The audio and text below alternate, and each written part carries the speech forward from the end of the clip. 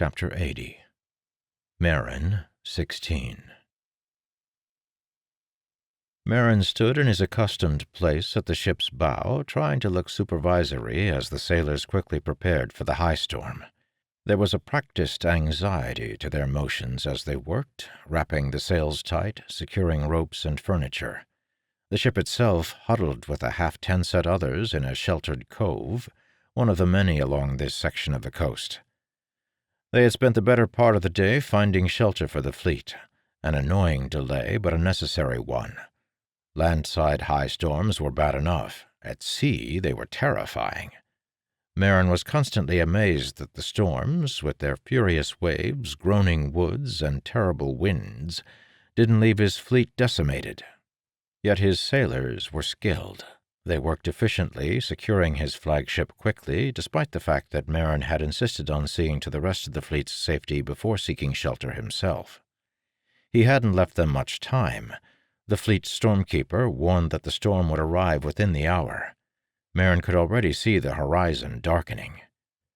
"Do you believe in omens, my lord?" Colden said from his side. Merrin eyed the tall shard-bearer. During their few weeks of travel, Colden had begun to open up slightly. He was a steady emerald-dick man, not slow of mind, but someone who had been content with his place as a guard. The more time Merrin spent among the nobility, the more he came to realize that there was a division among the aristocrats of Kanar that was as stark as the difference between citizens and lord. The lesser nobility, men without cities to rule or shard-blades to wield, were lords in title only. Colden's forefathers, for instance, had been 20th lords for generations. For him to receive a shard-blade had been nearly as momentous an event as Merrin's own acquisition. "Omens?" Merrin asked. "What kind?" Colden nodded to the side, toward the rocky beach. Merrin could barely make out something whitish-brown lying on the shore. At first he thought it was just a rock, but it was too uniform a circle. Long and flat, it looked like some kind of massive disk, perhaps as wide as a man was tall. "What is it?" he asked curiously.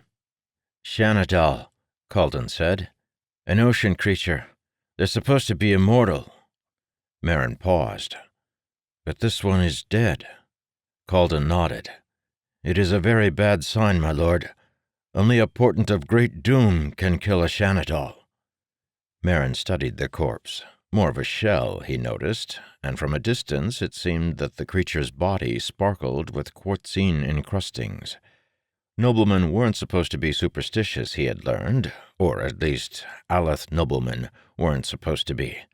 Many of the things Merrin's family and friends had taken as undeniable facts were considered foolish rural mysticisms by Merrin's fellow noblemen. Yet what was Renarin's strange power, if not mysticism? Merrin breathed deeply, looking up into the skies. The air rivers flowed with particular turbulence, like they always did before a high storm. Sometimes when he closed his eyes and didn't look at the winds, but instead just experienced them, he thought he could feel things. Not emotions or even sensations, but hints of both.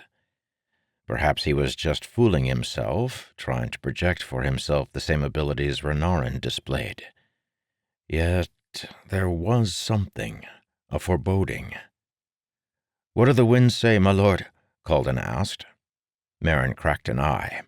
The rumor that he was a windrunner had grown quite widespread among the fleet's troops, though Merrin quickly denied that he was the reincarnation of Jezrien Ilin, as some had begun to whisper. Honor forbade him from refuting the windrunner comments. His silence was rightfully taken as acquiescence. "The winds are pensive," he said slowly. Something's coming, Colden. More than just the storm. Something's going to happen." "Something bad?" he asked quietly. "I don't know," Merrin confessed, feeling the winds twist around him. "But it's something important." "There," Colden said. Merrin opened his eyes to find Colden pointing with his blade toward a small boat scuttling around the edge of their cove. Merrin instantly recognized the scout ship and cursed quietly. "They take a great chance," he said. glancing up at the darkening sky and spinning winds. "They must have news, my lord," Colden said eagerly. "I'd rather they survive and bring it to me later than risk getting caught in that storm," Merrin muttered. However, his worry was obviously unfounded in this case. The scout ship quickly scooted up beside Merrin's flagship, pulling in its oars and settling between two larger vessels to shelter itself from the oncoming winds. The messenger, Merrin noticed with discomfort, didn't seek the king's ship first, instead climbing up the ropes to the deck of Merrin's flagship. "Lord Colin," the messenger said in accented Aleth, approaching and falling into a one-kneed bow according to the Lochanron custom. "I bring news. We've located the rest of your army." "My army?" Merrin thought. "You mean Alethkar's forces?" he asked.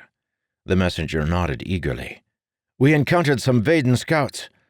Our captain was able to convince them that the fleet is still beneath Vaden control and got news on troop movements from them. The Aleth king is retreating to the east, and King Alvin follows behind trying to force Alethkar into battle. If the fleet hurries, it can meet with them as they cross the point of Chomar." "That's only a few days' sail away," Colden whispered eagerly. "Good news indeed, my lord." Merrin nodded. The kneeling man was still waiting for something. "Good job," Merrin admitted, and saw the man swell with pride. "But you took a great risk in bringing this to me now. The news could have waited until after the storm." "There was no danger, my lord," the man said. "With you in command, none of us need fear the winds. We haven't lost a single ship to the high storms since the convoy began." "Great," Merrin thought. "Take your message to the king and his counselors," Merrin said. "Tell him I recommend making for the point with all haste." "Yes, my lord," the messenger said eagerly, bowing his head, then backing away. Colden was smiling beside him, his omen from before obviously forgotten in the excitement. Colden's attitude was not unique. Merrin sensed a strong anticipation from both the sailors and the troops. They had spent decades as a conquered people. They were ready to strike against the kingdom that had oppressed them. Merrin shook his head. These were the same men who hadn't been willing to overthrow a few Vaden captains just a few weeks before. What was it about a people that they would turn from slaves to revolutionaries at the beck of a foreign leader? They were the same men now. They must have had the same anger, the same desire for freedom before. They hadn't been willing to release it until Merrin arrived. "I am their symbol," Merrin thought. The concept made him uncomfortable, especially when the men continued to whisper about Jezri and Elin despite Merrin's angered denunciations. This was one fact about which Merrin was firm. He might indeed be a windrunner, though he still found the idea strange, but he was no herald. The men who followed him would receive no divine supernatural protection. They would die just like other men. And Merrin feared that when they did die, they would do so cursing him as a liar. "What is it?" Colden asked. Merrin sighed, breathing in the cool, wet wind. "That wasn't it, Colden," he said, realizing for the first time what was making him so apprehensive. "That wasn't the event I was anticipating." "But what else could it be?" Merrin shook his head. The feeling was still there. The messenger's arrival had been a coincidence. His news, while important, tangential to whatever Merrin had sensed on the winds. What else could it be? Destruction from the high storm? A hidden threat? No, it wasn't an event so tangible. It was something far smaller, yet far more implicative at the same time. Momentous, but small. And suddenly Merrin realized what it was. Perhaps the winds really did whisper to him, or perhaps unconscious intuition led him to the realization. Either way, he immediately recognized the source of his discomfort. "Renarin," he said, looking toward the cabins. Colden's surprised question faded behind as Merrin turned and dashed in the direction of the ship's cabins. He burst into the small hallway, then scrambled toward the last door in the row. It was locked. "Renarin!" Merrin yelled, throwing his weight against the wood. It didn't budge. Merrin cried out in anger, throwing his hands forward and summoning the winds. Air howled in the hallway, and his wrist burst into flaming agony. the first since his battle on the Nana docks. The winds obeyed his unconscious command, slamming against the sturdy door and ripping it free from its hinges. Splinters exploded into the air, and Merrin's ears popped painfully at the sudden pressure in the hallway. The door burst into the room, tumbling and collapsing against the glyph-covered floor. Renarin stood at the center of the room, in the direct center of the glyph writings. The same patterns extended from him as in the other rooms. Detailed, arcane, foreboding. The same hole remained in the center of the patterns, the hole Renarin hadn't been able to fill despite 3 tries filling 3 separate cabins with his insane scribblings. This time it had fallen at the exact center of the room's floor, and Renarin stood within it. Renarin turned toward Merrin, expectant, yet determined. He held the onyx chip in his fingers. He met Merrin's eyes. "Renarin, no!" Merrin yelled. The air around him writhed as he jumped toward his friend. He was too slow. The air fell, not quiet, but still, completely motionless, inert and frozen. Renarin gasped sharply, his body and face growing stiff with a sudden jerk, and Merrin knew he had done it. The boy had reached toward the onyx, calling to it, no longer just seeing but influencing, like Merrin did when he called the winds. When Merrin commanded the winds, the action brought pain. However, pain wasn't what Merrin saw in his friend's face at that moment. It was fear. Something reflected back in Renarin's dark eyes. Even as Merrin dashed forward, he caught an indefinable image in those eyes. Its vastness washed over Merrin, oppressing him like a brilliant light seen through closed eyelids. It was terrible and awesome at the same time. Despite only sensing a shadowed reflection, Merrin knew that whatever Renarin saw, it was too massive, too incredible for one man's mind to hold. It was everything. It was enormous. And it was terrible. Merrin caught Renarin as his friend fell backward. Merrin gripped the trembling body, watching helplessly as Renarin's eyes quivered in horror, staring into space at something Merrin could barely even sense. Renarin's mouth opened slightly as if to scream, yet the whimper that escaped Renarin's lips was far more terrible than any shout could have been. And then Renarin grew stiff, the light of consciousness fading from his eyes. "No!" Merrin screamed, shaking Renarin's suddenly loose body.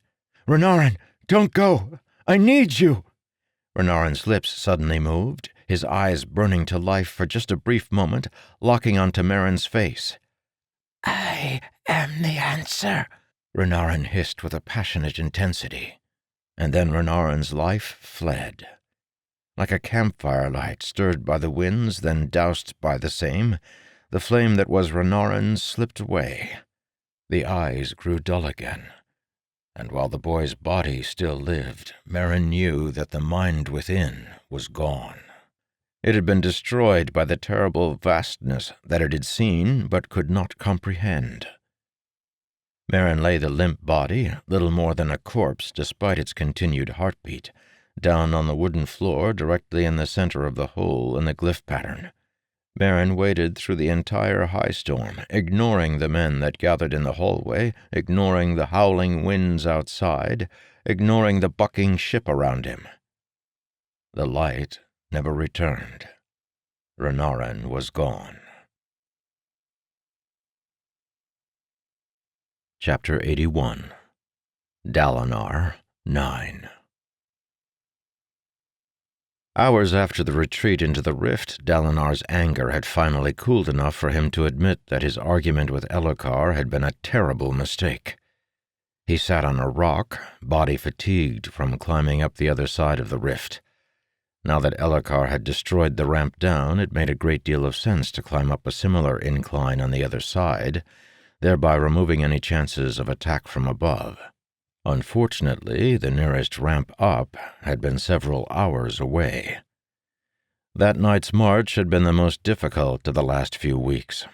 Dalinar had forced his men forward after just 2 hours of rest, joining Elhokar's force as they marched their way through the sheer valley and finally up another ramp, this one much steeper than the first. He still wore his plate. Not only did it look good for the men, but it gave him strength and stamina, both of which he had needed after giving up his horse to help carry the wounded. Dalinar closed his eyes, sighing in exhaustion. But he didn't want to sleep. Not yet. The rock upon which he sat lay a short distance from the edge of the camp, beyond the range of the moanings of the wounded and the evening lantern light. He'd left both officers and honor guard behind, finding solitary quiet in the night to seek some serenity of thought. It was slow in coming. His exchange with Elhokar would only fuel the sense of hopelessness in both camps. It was bad to be seen arguing with one's allies, even in the best of times. Now, with the armies held together only tenuously, the kingdom on the very edge of being conquered, Dalinar feared his temper would bring a terrible cost. "It's peaceful here, isn't it?" a voice asked, a familiar voice. Dalinar looked up. Elhokar was alone, his golden armor scratched and scarred. How tired was Dalinar that he hadn't heard a man in plate approaching. The king walked forward, looking up at the sky. In the east, dawn's light was beginning to warm. They had marched all night. No wonder Dalinar felt so fatigued. "It's not like Prala at all," Elhokar said. "Not cold or bitter, but temperate and calm even outside the Lates. I spent so long there I almost forgot what it was like back home." "It's peaceful now," Dalinar said quietly, "but the storms will come. They always do." Elhokar nodded, and for the first time Dalinar could see the exhaustion in the boy's face. The gouge on his face bore no bandage, and his eyes were red from tiredness. All masks dropped, Elhokar seemed to be nothing more than a haggard, worn-out man. He stopped beside Dalinar's rock, then squatted down. "I should have enjoyed the time before the storm a bit more, I think," Elhokar said. "I was too worried about my preparations." "To attack Crossguard?" Dalinar asked. Elhokar nodded. "I knew it was coming. I knew it from the day Jezzen Rosh left the Pralir campaign to marshal the nobility against me. I know what you think of me, Uncle. I suspect you might be right. But I've tried to do as I must. Tried to do what would keep Alethkar safe." "You shouldn't have attacked, Elhokar," Dalinar said. "There are other ways. And even if Jezzen Rosh had come against you, the nobility would have stood with you. I would have stood with you." Elhokar shook his head. "I'm not sure of that," he said. "You don't know what Jezzen Rosh was telling them, do you?" Dalinar frowned. "What are you talking about?" "He came to me with it first, in Pralir," Elhokar said in a worn voice. He seemed a man drained, sucked free of strength, determination, and even hope. "He claimed that the war in Prala was without merit, that I was leading the men to conquer, not to avenge my father." "Men make such claims about all wars," Dalinar said. "No, this was different," Elhokar said. "You see, Uncle, Jezzen Rosh claimed that the entire foundation for our war was false. He said he had proof that the traitor didn't kill my father." Dalinar paused. The morning suddenly seemed a bit colder. "Proof?" he asked. "What proof?" "A witness," Elhokar said. "He even produced the man, though I didn't believe his claims. That's what we argued about. Jezzen Rosh's argument was foundless, of course, but he held to it. When he gathered my enemies against me, this was the lie he told them. Your son believed it. Arador spat in my face and called me a conqueror, claiming I knew that the traitor was innocent. I shouldn't have struck him, but I did. And I was wearing plate." Dalinar closed his eyes. "I couldn't let those lies continue, Uncle," Elhokar said, a bit of his usual passion returning. Jezzen Rush would have corrupted the kingdom with his tales. Before long the traitor would have become a martyr to them. Prelir would have risen against us, and there would have been chaos." "There is chaos now," Dalinar said quietly, opening his eyes. Elhokar was still for a moment. "I know," he finally said. He bowed his head. "Nanava's gone."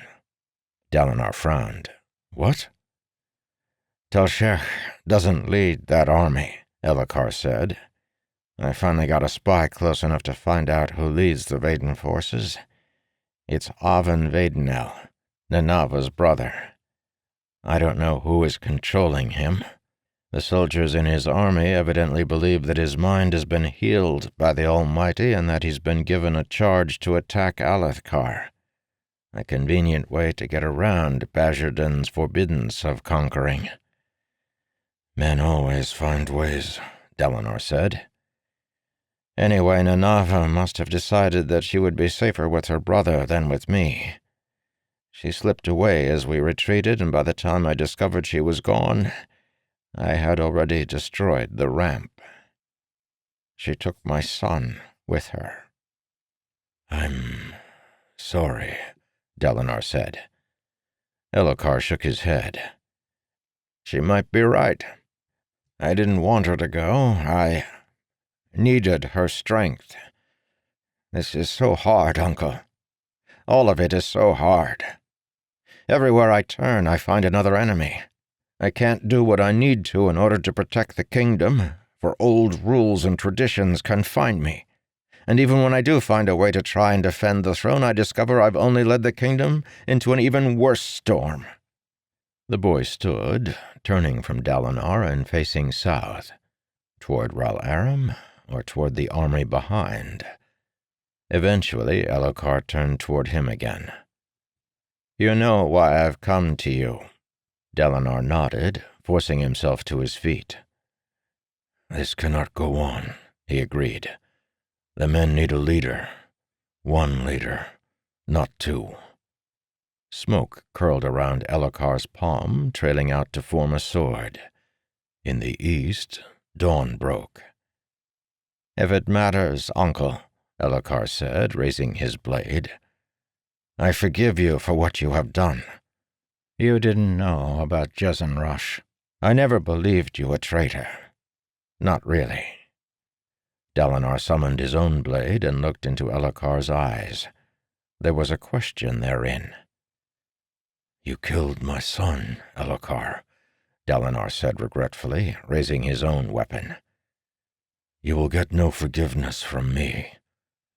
Your sorrow does not change the fact that you've led our kingdom to destruction." Elhokar nodded. The change Dalinar had noted before was again evident in the man's face. He was harder now, stronger. Perhaps he had learned. One thing was certain, he looked more like his father now than he ever had. "Can I do this?" Dalinar thought with exhaustion. "Can I kill your son, Nolanaran?" This was the boy Dalinar had trained to duel, Nolanaran's only son. All Dalinar had ever wanted during those years was to serve the brother he loved.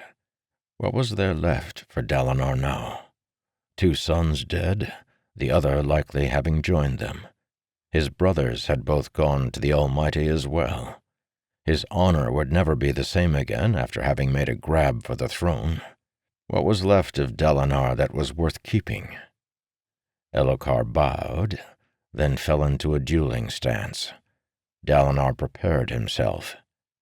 There was one last service he could perform for his beloved brother and king. He could let Nolanaran's son live to atone for his mistakes.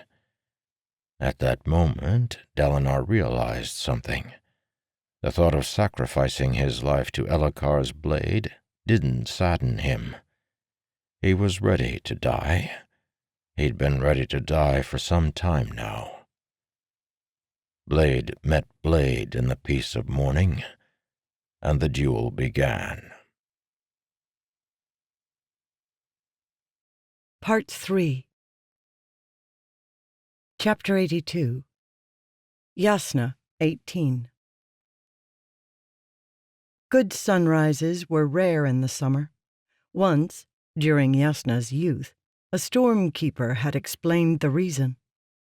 In the summer, there weren't enough clouds to reflect the sunlight, and the most vivid colors required their distorting interference. Without clouds, the light simply escaped into the sky, bland and uniform. Yasna watched the sunrise anyway. She sat beside the open window flap of her tent, waiting as the horizon came alight like a ribbon of fire. False dawn rose in the east, heralding the coming of morning like messengers before an army. The sun itself was a majestic king, sending forth its spearmen and archers to brighten the land. There were no brilliant colors, true, but Yasna was not disappointed. This was not a time for subtle artistry. It was a day that needed power and strength, not reflections or distortions. This day, the sun rose not to provide beauty, but to fulfill its greater duty of illuminating the land. A hand fell lightly on her shoulder. Yasna turned, giving Meridas a flat glare. The man knelt in a lord's traditional evening clothes, loose sea-silk trousers, and a matching open-fronted shirt. Meridas bore her stare for a few moments, then obediently withdrew his hand. She had moved into his tent to keep up appearances, but there were 2 sleeping pallets. She intended to maintain this one last reservation as long as she could. Meridas smiled as he stood. He knew, as she did, that he would prove the eventual victor in this struggle. Her position of power as his wife was too vital to risk letting him continue long without an heir. He stretched, then pushed apart the dividing flap and left the sleeping chamber for another section of the pavilion. Yasna shivered as he left. Being vulnerable before him, wearing only a light sleeping robe, her left hand exposed, her hair loose, unnerved her more than she would admit.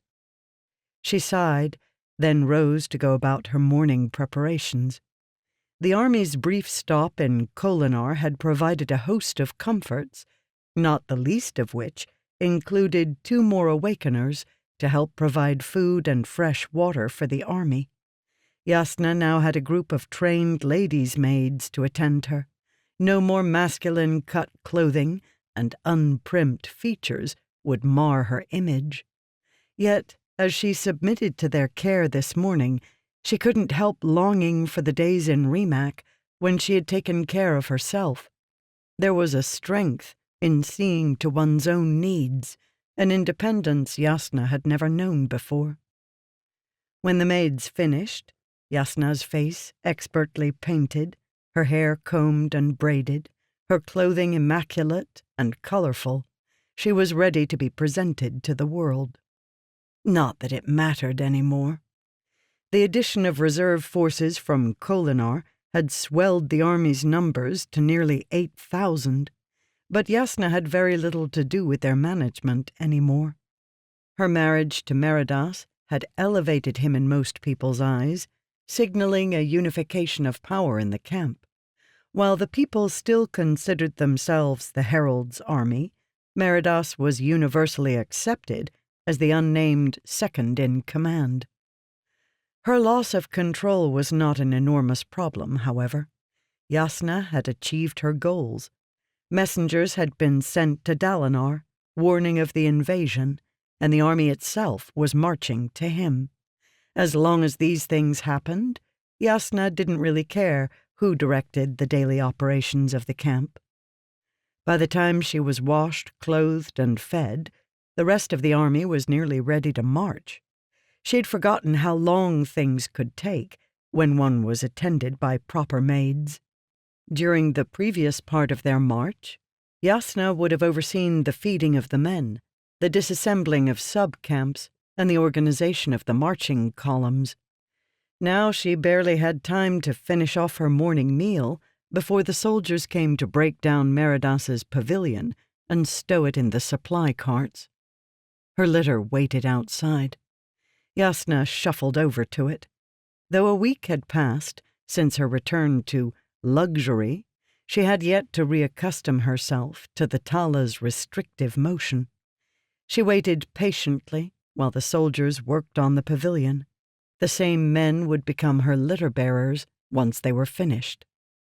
As the men worked, she turned toward the main body of the army, watching as its members moved about now familiar patterns of organization.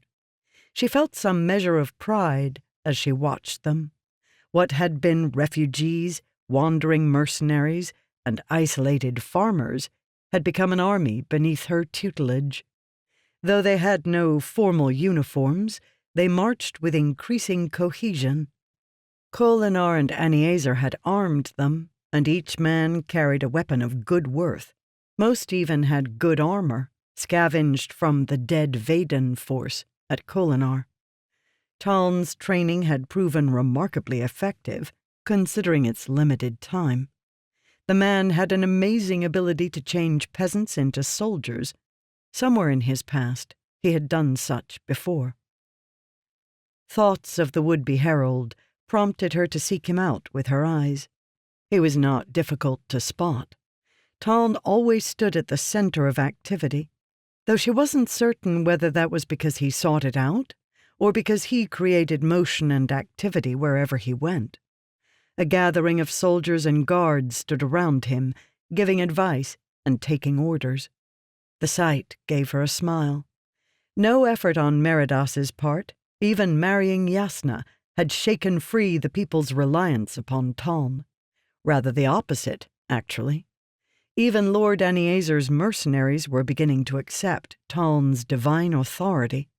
He made a powerful symbol, standing broad-chested and self-assured, always calm and friendly, ever competent at his duties. Few sane men could claim such an impressive list of credentials. Yasna watched him with pride.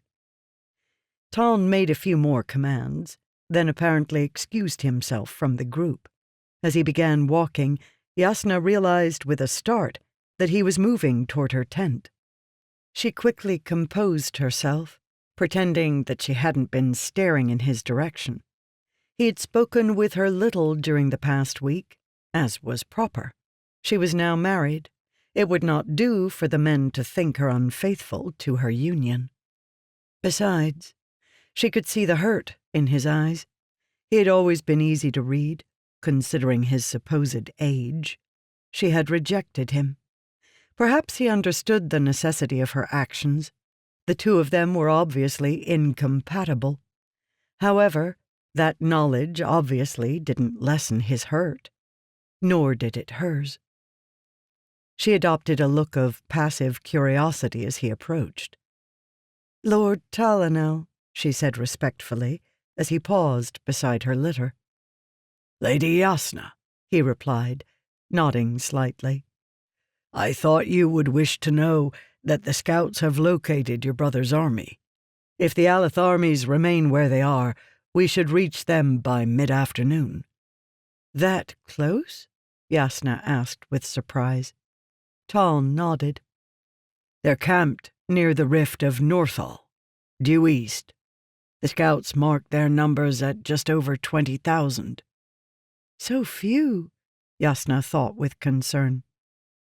"The Vaden army?" "Camped on the other side of the rift, obviously waiting to move until your brother does." He paused. "The invaders have a force about twice the size of your brother's army." Yasna closed her eyes. Strength. At least they still live.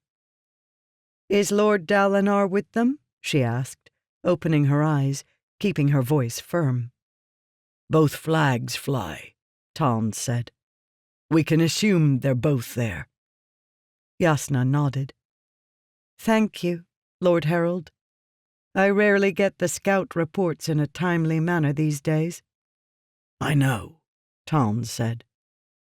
He appeared to have nothing more to say, but he did not leave. The silence soon became awkward. Eventually he turned from her, moving to walk back toward his command group. "Taln," she said after him, making him pause. I haven't been with him. Our arrangement is political, not physical. Tom turned. He stepped closer. We made our decisions, Yasna, he said softly. Even though I didn't realize what I was agreeing to at the time, I hold to it.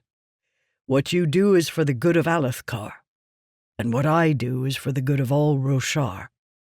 I learned long ago that the love of one cannot be allowed to overrule the love of all. What good would my affection be if it came with the taint of an entire race abandoned?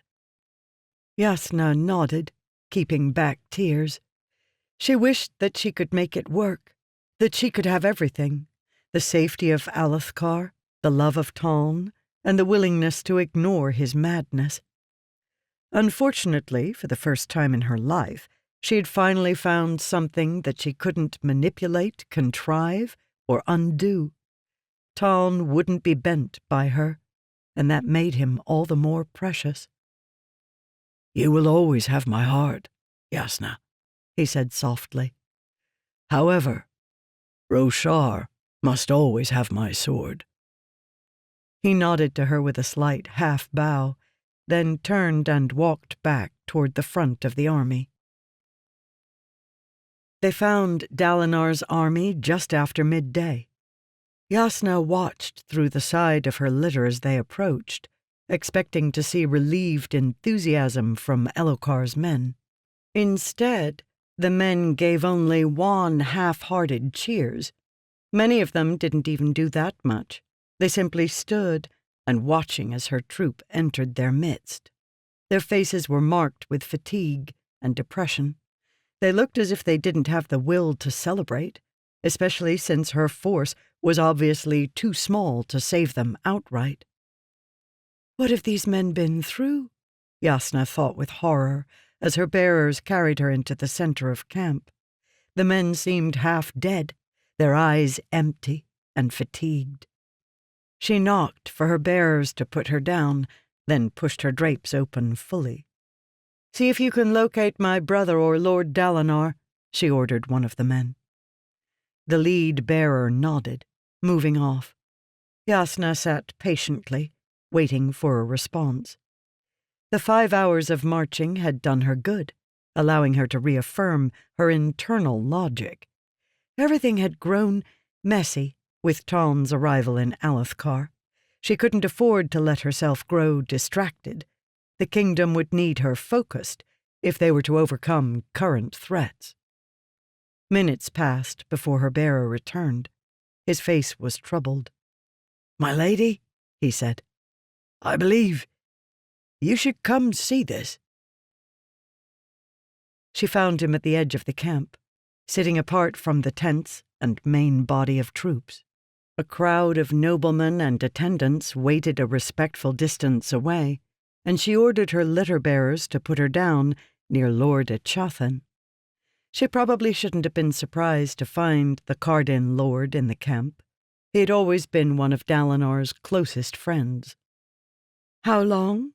she asked Echathan as she disengaged herself from the litter. "It happened at sunrise," the man replied. "None of us knew about the duel. They must have arranged it in secret. By the time any of us knew what had happened—" Yasna nodded, then slowly walked across the cool stones. A figure sat quietly on a boulder, shard blade stuck into the ground before him. Beside the blade lay a corpse in golden shard plate, blood forming a small lake around it. Dalinar looked up at her with tired eyes. "Yasna," he said. "I've killed your brother." Yasna steeled herself and looked into the face of the dead king. Dalinar hadn't closed her brother's eyes. They stared up, as if accusatory, from within a pain-frozen face. She found herself feeling an odd sense of closure, mixed with a surprising stab of grief. Elokar had proven himself to be a horrible man, but he had been her brother. She couldn't completely divorce the man who had betrayed her, from the young boy she had loved, a boy she had protected, it appeared, long after he deserved the attention. "I trained him in the sword, you know," Dalinar said quietly, still looking down at Elhokar. "I knew his strengths, and I knew his weaknesses. He was good, as you know, but he was never a clever enough fighter. He insisted upon forms that didn't suit him. Passion will only get you so far." Jasnah looked up at the grief in the aged Parshan's voice. Not Parshan any longer, Jasnah realized. King. "I told myself I'd let him win for the good of Alethkar," Dalinar continued. "No, not for Alethkar. For Nolonarin. I decided that I would die for the love I bore my brother. The army needed one leader. Better Elhokar than me, I reasoned.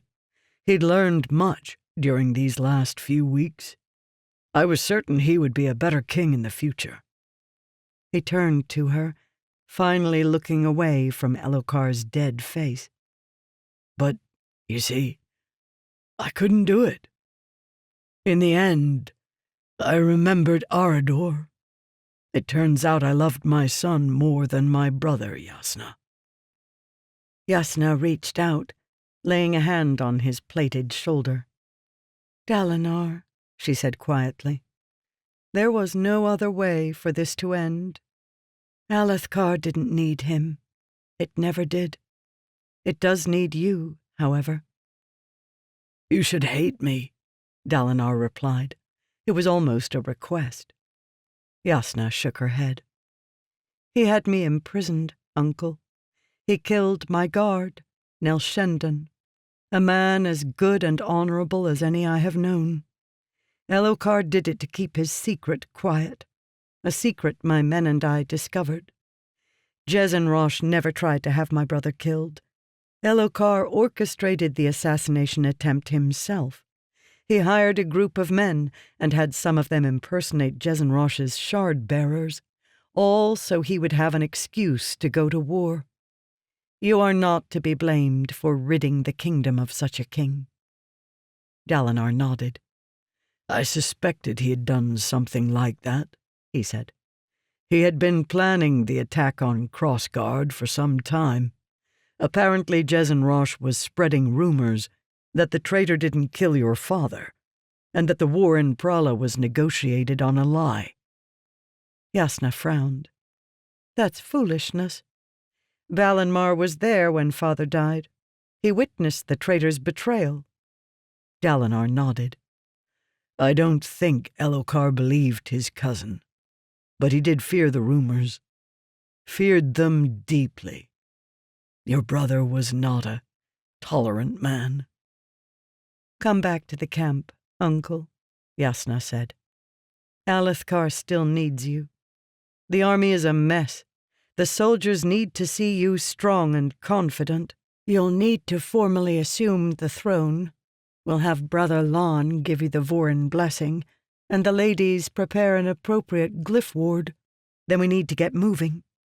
That Vaden army isn't going to sit and wait on the other side of that crack forever." Dalinar sighed, then nodded, rising. Had he looked so old before? His body still bore the firm physique of a warrior, but his face seemed far more aged than she remembered. He hadn't shaven this day, and his stubble was coming in gray. He straightened as he walked, however. Dalinar was a man who understood duty. Responsibility would not pull him down, no matter how heavily it weighed upon him. Jasnah paused as they walked back, turning to look one final time at her brother's corpse. It lay in the shadow of the boulder, and the gilding seemed wan without the light to sparkle it. The once golden metal was scarred and dried with blood. In her experience, summer sunsets were rarely as spectacular as one expected. Chapter 83 Dalinar 10 Though Elhokar was gone, his parting gift to Alethkar was the crack in the ground he had placed between the Aleth forces and their pursuers, and that move translated to a 2-day lead on the Vadens. It was amazing how much difference that made. The threat of destruction still loomed behind, of course. However, the mixture of an enemy made unseen and a slackened pace caused a remarkable change in Dalinar's army. Or perhaps it was the company. Dalinar stood watching the so-called Herald, leading his men in daily spear training. The man was an impressive fighter and an equally capable instructor. There was something about him that commanded attention.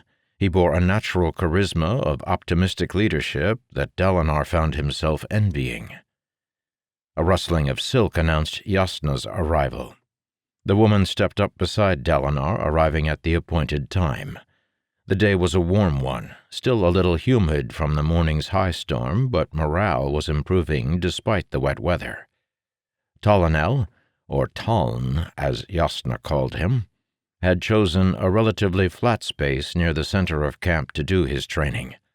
Hundreds of men clogged the area, split into square subgroups, each beneath the tutelage of a Taln-approved leader. The herald himself moved among the groups, giving examples and training. "He's good," Dalinar noted, "but I don't know that I like entrusting the training of my men to a madman." Jasnah smiled faintly. "I know how you feel, Uncle, but I can promise that Taln is trustworthy. His condition has remarkably little effect on his capabilities." Dalinar didn't abandon his frown. "It would help morale greatly if you would endorse him, Uncle," Jasnah noted. "I will not lie to my men, Jasnah." "They need something to believe in," she said. "Dalinar, we face terrible odds and our men know it. They need to believe that the Almighty favors them. Otherwise they'll think that failure is inevitable." Dalinar shifted uncomfortably as Jasnah mentioned the Almighty. Her atheism was not a topic the two of them discussed, but if she was determined not to believe, couldn't she at least refrain from using the men's faith as another of her tools? Dalinar shook his head. "I won't do it, Jasnah. I will not endorse a false herald. I will honor the oaths you gave in my name. I will let him train, I will let him preach. I will even let you prepare Alethkar if we survive this war. I won't lie about my beliefs, however." Jasnah sighed, turning toward the training. "It doesn't matter," she finally said. "They'll believe even without your endorsement. The rumors are already circulating. You've noticed an improvement in your men, haven't you? They've heard of the assault on Rel Aram and Taln's fight there. They know that he defeated 1,000 men on his own, and that he led us to a cache of 9 shard blades in the Holy City. They want to believe, Uncle. I've come to realize that hope is far more powerful than despair." Dalinar sighed, but made no response. He knew better than to argue with Jasnah when she used that voice. "What is the state of the army?" he asked instead. "Not good," she said. "The men are moderately well equipped, but many of Elhokar's soldiers discarded their armor sometime during your flight. We're running low on sapphires, and the Awakeners are feeling pensive. They seem to think that you don't like them." "I don't," Dalinar said flatly. "You went and spoke with them?" "Of course I did," Jasnah said. "They're people, Uncle, just like us." "Hardly like us. Hardly even people anymore." He let her continue, however. "Some of your men are malnourished," she said. "I don't think they've been eating properly these past few weeks. Perhaps they didn't see the point. Anyway, I've ordered the squad captains to maintain strict watch on the men during mealtimes. Every man is required to eat what is given to him. Awakener-made grain may not be the most appetizing of foods, but it will keep a man healthy." Dalinar nodded his thanks. Jasnah's presence in the army made a subtle yet far-reaching difference. It wasn't that Dalinar or his aides were incompetent. Jasnah and her attendants just provided something special. Her organizational skills and logical mind made her an ideal military strategist and administrator. When Dalinar had offered her control of the daily coordination of the separate armies, she had accepted with as much eagerness as he had ever seen her display. Apparently, she had been relegated to a somewhat perfunctory position in the Herald's army, and if there was one thing Jasnah Kholin loathed, it was being perfunctory. Ahead, the man Taln paused as a group of soldiers pulled him aside, obviously making some sort of request. Dalinar watched half-interested until Taln pulled out his shard blade and handed it to one of the soldiers. He then took the man's spear and waved the soldier to attack him. "What is that man doing?" Dalinar asked with a frown. Jasnah asked, looking up from the list in her hands. "Oh, that's one of the soldiers' favorite lessons. He's been teaching them how to defend against a shard blade." As Dalinar watched, the soldier stepped forward in a controlled, slow motion, and Taln demonstrated knocking the shard blade aside by hitting it on the flat of the blade with the haft of his spear.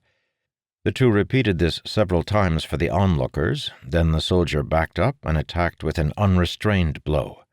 Taln pushed the shard blade aside as casually as another man might brush away an offending lock of hair.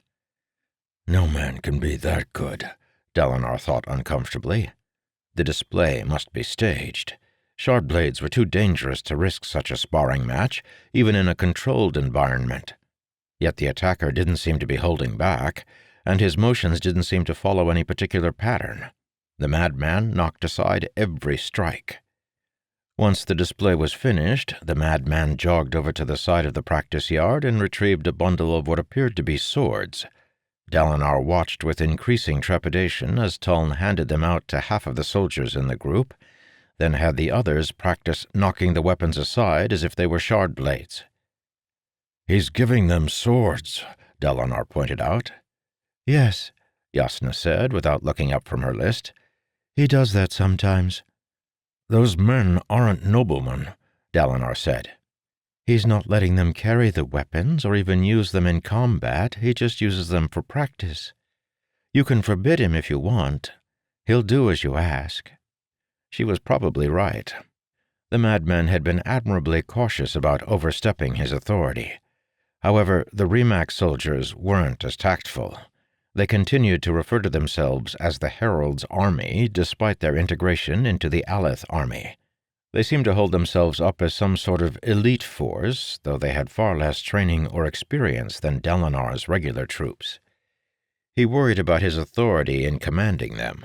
Their loyalty seemed to be to the man who had gathered and trained them, not the kingdom that might get them killed. Though is it any wonder they respect him so? Dalinar thought. If he can turn blades with such ease, perhaps some of the other stories are true as well. "He certainly is an interesting man," Dalinar said. Jasnah smiled slightly, looking up. "Yes, Taln is a unique find." "But," Dalinar cautioned, "we mustn't rely on him too much. Do not forget that his sanity is suspect." "Oh, trust me, Uncle," Jasnah said quietly. "That is one thing I'm not likely to forget." Dalinar frowned, a thought occurring to him. Perhaps he isn't mad at all. Have you wondered whether it all is an act? Claiming to be a herald, whether or not it makes him look mad, certainly has gained him a lot of authority in this group." "His skills and heart gained him the authority," Jasnah said dismissively. "He believes what he says. I've never questioned that." Jasnah not suspicious? Dalinar thought, eyeing the woman. That in itself was cause enough to be dubious. "There is another item of business we must consider, Uncle," Jasnah said thoughtfully. "Have you decided who to make your portions?" Dalinar shook his head. "Echothan will be one," he said. "As for the second, I'm not certain. It almost feels like there isn't anyone left." War had killed all of Dalinar's close male relatives, the men who should have received the title. That left a number of fourth and fifth lords, any of whom would make fine leaders. Yet a Parshan was supposed to be more. He was the king's most trusted adviser and friend, a voice and advocate for the throne at all times. Hopefully, whoever Dalinar chose would serve him better than Dalinar himself had served his own king. "I have a request then, uncle," Jasnah said. "Please consider letting my husband retain the rank." Dalinar started. "Meridos?" he asked with surprise. "That man is—" He trailed off. Meridos was Jasnah's husband now. Though she had not spoken of the event, Dalinar had gathered the facts from other sources. He had assumed that the marriage happened before she escaped Ral Aram, and had been confused to find out about the Kholinar ceremony. However, as he considered, the move made sense, at least for Jasnah. Her political career had always been her most important passion.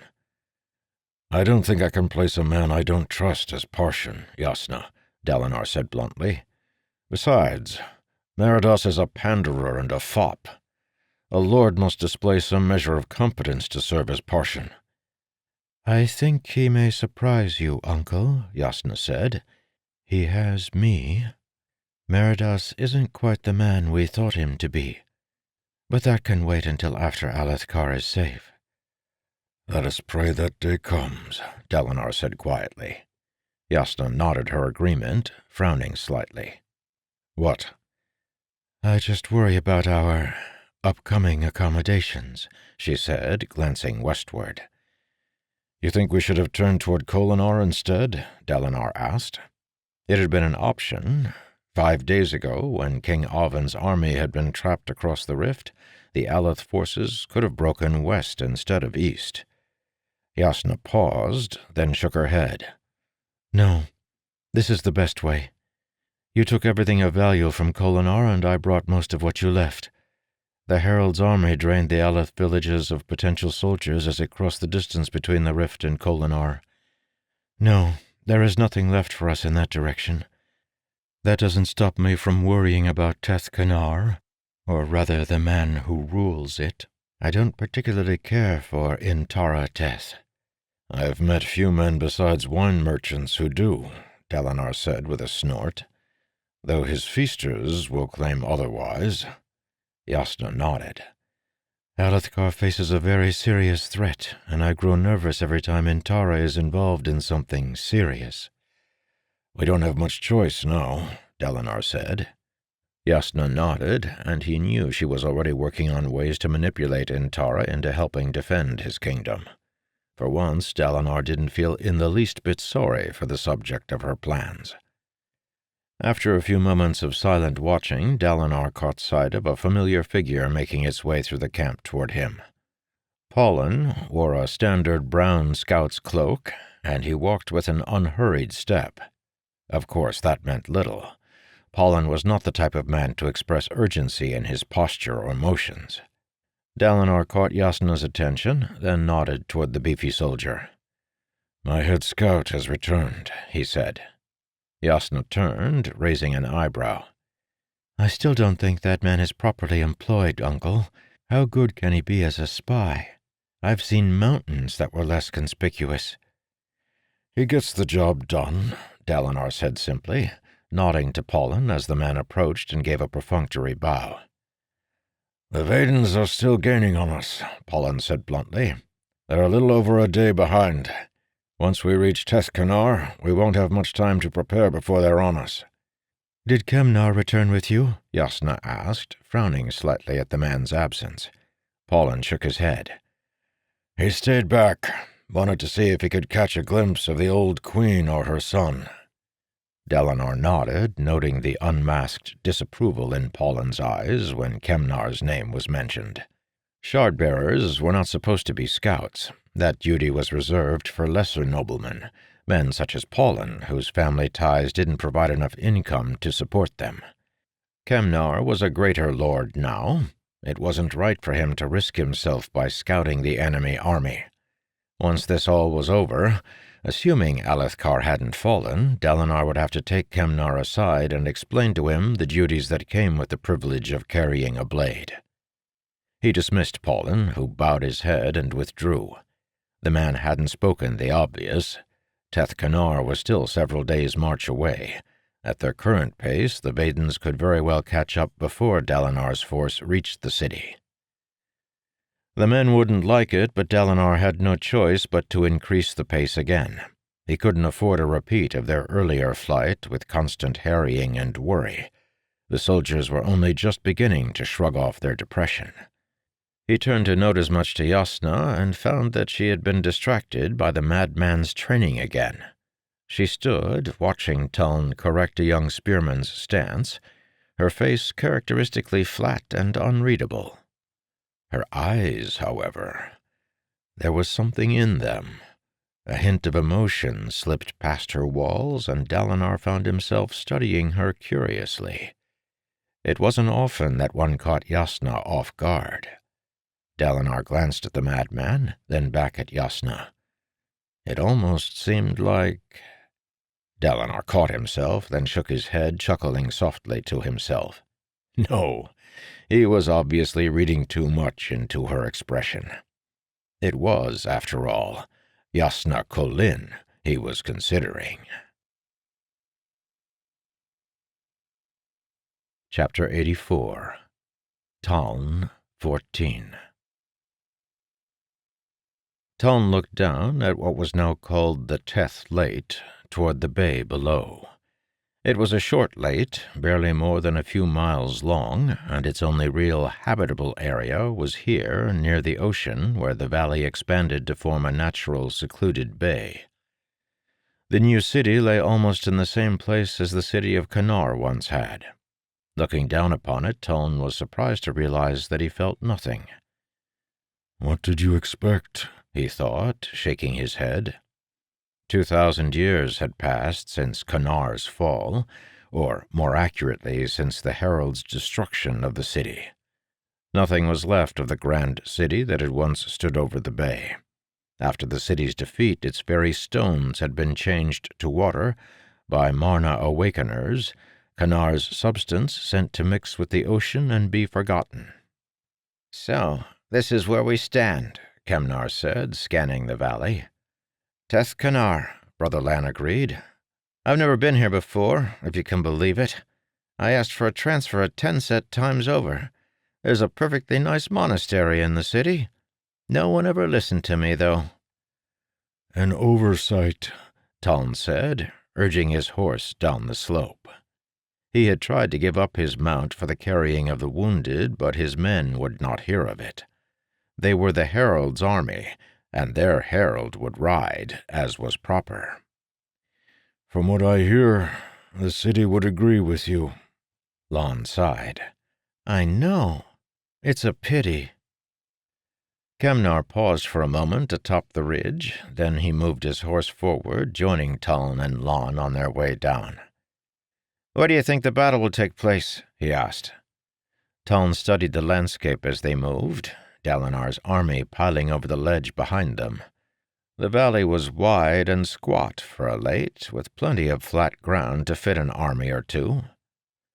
"There," he said, pointing toward an open plain to the south of the city. "If Dalinar puts us there, he will have the city to his back and the ocean to his left. It's a good, solid position, ideal for a defending army." "The river would cut off retreat to the northwest," Kemnar noted. "I know," Taln said. He left the rest unstated. There would be no retreat from this battle. The Vaden armies had slaughtered the occupants of Ral Aram, and it was doing the same to any stragglers it passed. King Avan intended to leave no survivors to rise against him in the future. The Aleth army continued its march down into the valley. Their force was obviously expected. The army arrayed beside Teth Kanar's walls was small, perhaps 2,000 in number, but it had obviously been gathered recently, for it was arrayed in tents rather than housed in the city. A small party detached itself from the army below and began moving up the slope. "Come on," Taln said to his companions, nudging his horse to the side so that he could join Dalinar and Jasnah at the head of the line.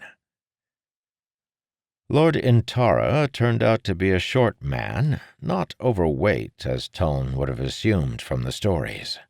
Instead, he had a blockishly rectangular face with chiseled features, a thin, wiry form, and a head of lightly curly hair that was more brown than it was black. Not unusual, considering his family's proximity to Prala. Intara hadn't shaved in several days, and his beard was coming in a light red. He smiled broadly as Dalinar and Ichothan reined in their horses, halting the column. Yasna's bearers turned her litter to the side, and she pushed back her drapes. Tuln, Lan, and Kemnar rode up on one side, just as Meridas and Aniezer joined on the other. "Ah, good," Lord Intara said. "It took you long enough to get here. You'll want to hurry and arrange your men so you can be ready for the feast tonight." Dalinar frowned. "We don't have time for your nonsense, Intara." "Oh?" Intara asked lightly. "Well, you'd better find some time for my nonsense if you want into my city or to use my troops. I haven't had a proper feast in some time." "The last I heard, Lord Intara," Yasna noted calmly from her litter, "you have a feast every evening." "Ah, the incalculable Lady Yasna," Intara said with a slight bow. "Undoubtedly working on a half-10-set schemes to whip me into line, eh? Well, I shall save you the trouble. You'll notice that I said I lack proper feasts. My nightly parties are always attended by the same dull people. It's rare that I have guests to entertain. So come play with me this evening, and I will command my men to play with you on the morrow." He turned his horse with a flip of his hand and began riding back down the valley slope. "Intara," Dalinar called after the man. The short man paused, turning back with a questioning look. "To what do we feast?" Dalinar asked. Intara smiled. "To our deaths, Lord Dalinar. Ours and that of our kingdom. It will be the finest funeral feast I have ever prepared." He turned again, leaving an annoyed group behind as he trotted lightly back to his city. "It supposedly started after his wife died," Kemnar explained, climbing off his horse and handing it to a stable boy. "Intara tried to drink himself to death. Unfortunately, he found himself surprisingly resilient to the effects of wanton partying." "Resilient?" Tuln asked with a raised eyebrow. Around them, the soldiers were setting up camp once again, only this time there was a finality about their actions. If they won the battle, there was a good chance they would remain camped at Tethkanar for a moderate amount of time, recovering from wounds and fatigue. If they lost, well, they wouldn't have to worry about disassembling the camp then, either. "Lord Intara would feast all night and drink himself into a stupor," Kemnar said. "But the next day he would supposedly suffer amazingly trivial effects from the punishment. He didn't glut himself to fatness, no matter how much he ate, nor did he waste away to nothingness, no matter how much he drank. Instead of dying slowly from his indulgences, he just grew healthier and healthier. It's been going on for 10 years now." "A feast every night," Lan agreed. "Tethkanar is a third city with a strong income, and Lord Intara keeps few shard-bearers or other noble adjuncts to drain his funds. He spends nearly everything he earns on the feasts. A rather inspiring story in my estimation." Tuln snorted, then spun and punched at Lan.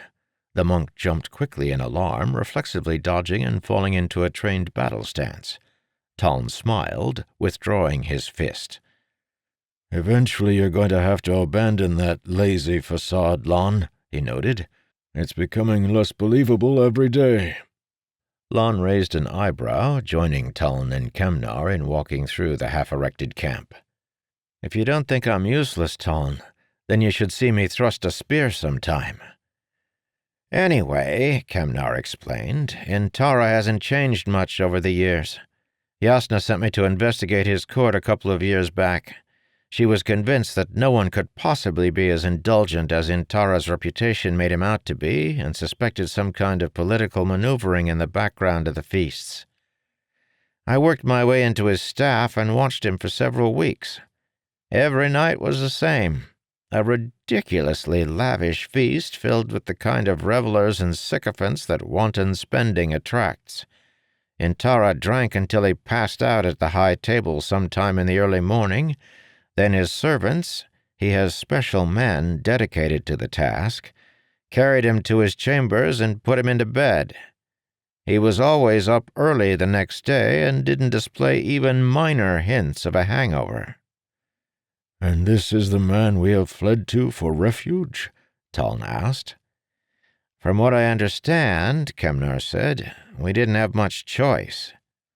"Where did he get the troops?" Taln asked, nodding toward the group of soldiers camped beside the city. "If they are made up of men who frequent Intara's feasts, then I doubt they'll be of much use against Alvin." "I don't think he keeps a standing army," Kemnar said, studying the tents. "Too expensive. He probably called them up from his tributing lords. But anyway, Lady Yasna asked me to report to her once I was settled." Taln nodded his farewell, and Kemnar dashed off toward the noblemen's section of the camp. Taln and Lon stood for a moment, uncertain. "What now?" Lon asked. "The feast doesn't start for another couple of hours." "I'm not sure," Taln admitted. "I want to visit the men and give some final encouragement, but that should wait until they have their camp assembled." Lon adopted a fond smile. "It's almost like those days back in Rel Aram before the attack. The two of us standing around without anything to do. I suppose you could go preach to someone, though it wouldn't be half as amusing now as it was then. I doubt anyone would throw you out of camp, no matter what kind of loony things you told them." Taln snorted, considering his options. "I know what to do," he finally said, choosing a direction. He picked his way through the growing camp, past men erecting tents, organizing supplies, and unpacking armor for the upcoming battle. Most men paused when they saw him, and many bowed, including some who weren't from the Herald's army. It was amazing how quickly tales of him had spread through the various sub-camps, exaggerations piling on top of exaggerations as the word was passed. He tried to correct where he could, but, as always, the momentum of his reputation was far too vast a thing for one man to hinder. He led Lon to a group of decorated litters that lay near the outskirts of the camp. A group of soldiers worked quickly here, erecting a massive black pavilion. Their quiet, hasty movements made a strong contrast to the bustling interaction of the main camp. The soldiers finished tying down the last of the tent ropes even as Taln watched, then began scuttling away, eager to distance themselves from the pavilion and its occupants. The Awakeners emerged from their litters a few moments later. Taln was disappointed when he noticed Lon drawing back slightly in fear. Not that the reaction was unexpected. The Heralds had helped foster the current sentiment regarding Awakeners, though they hadn't intended it to go so far. As long as the people were skeptical, it would be difficult for another Awakener-dominated empire to arise. There were nearly 3 10-sets of them, the collected Awakeners from Elokar, Dalinar, and Yasna's separate armies. Many were young to their art and manifested only the most trivial of physical changes, colored fingernails or eyes, tinted skin, or the occasional crystalline manifestation. A few, however, were in the more advanced stages. One man, probably a shin pole, had completely translucent skin. Another Awakener was likely aligned toward Kav, for they were beginning to grow a rockbud-like shell, their fingers slowly growing together as their body changed from flesh into wood. Repeatedly touching the soul tone of a particular essence had an effect on one's own tone, lethargically changing the harmonic within. "Friends," Taln said, bowing with respect, "I have come to thank you for your efforts on behalf of my men." "What efforts?" a younger female Baliv Pole asked. "You give us gems to touch. The goods you receive are simply a byproduct," Taln smiled. "So you may claim," he said. "So you've been taught to say. But I know better. You are still men, Awakeners. You can feel that you have been carelessly used, or you can feel that your skills are appreciated. Regardless of whether or not you enjoy the work, it cannot be easy to provide food and water for an army of 20,000. "That much," the translucent agreed, "is true." His voice was soft, like a passing breeze, and his eyes, translucent though they were, bore a deep wisdom. This one had not much time left. He was probably centuries old. Not old enough, unfortunately, to remember the last return. No Awakener lasted that long. However, perhaps they had seen or noticed things that more short-lived men might have missed. "I have a question for you, Ancient Ones," Taln said. "You have lived through many kings and wars. During the passing of decades, have you ever felt weakness to your powers?" Several of the Awakeners trailed away as he spoke, moving into their tent and toward the gemstones undoubtedly placed within. Awakeners were not known for their patience regarding mortal concerns. That which didn't interest them often got ignored. The translucent-skinned man stayed, however, as did the younger Balef Pole, marked by her slick dark hair and glistening skin.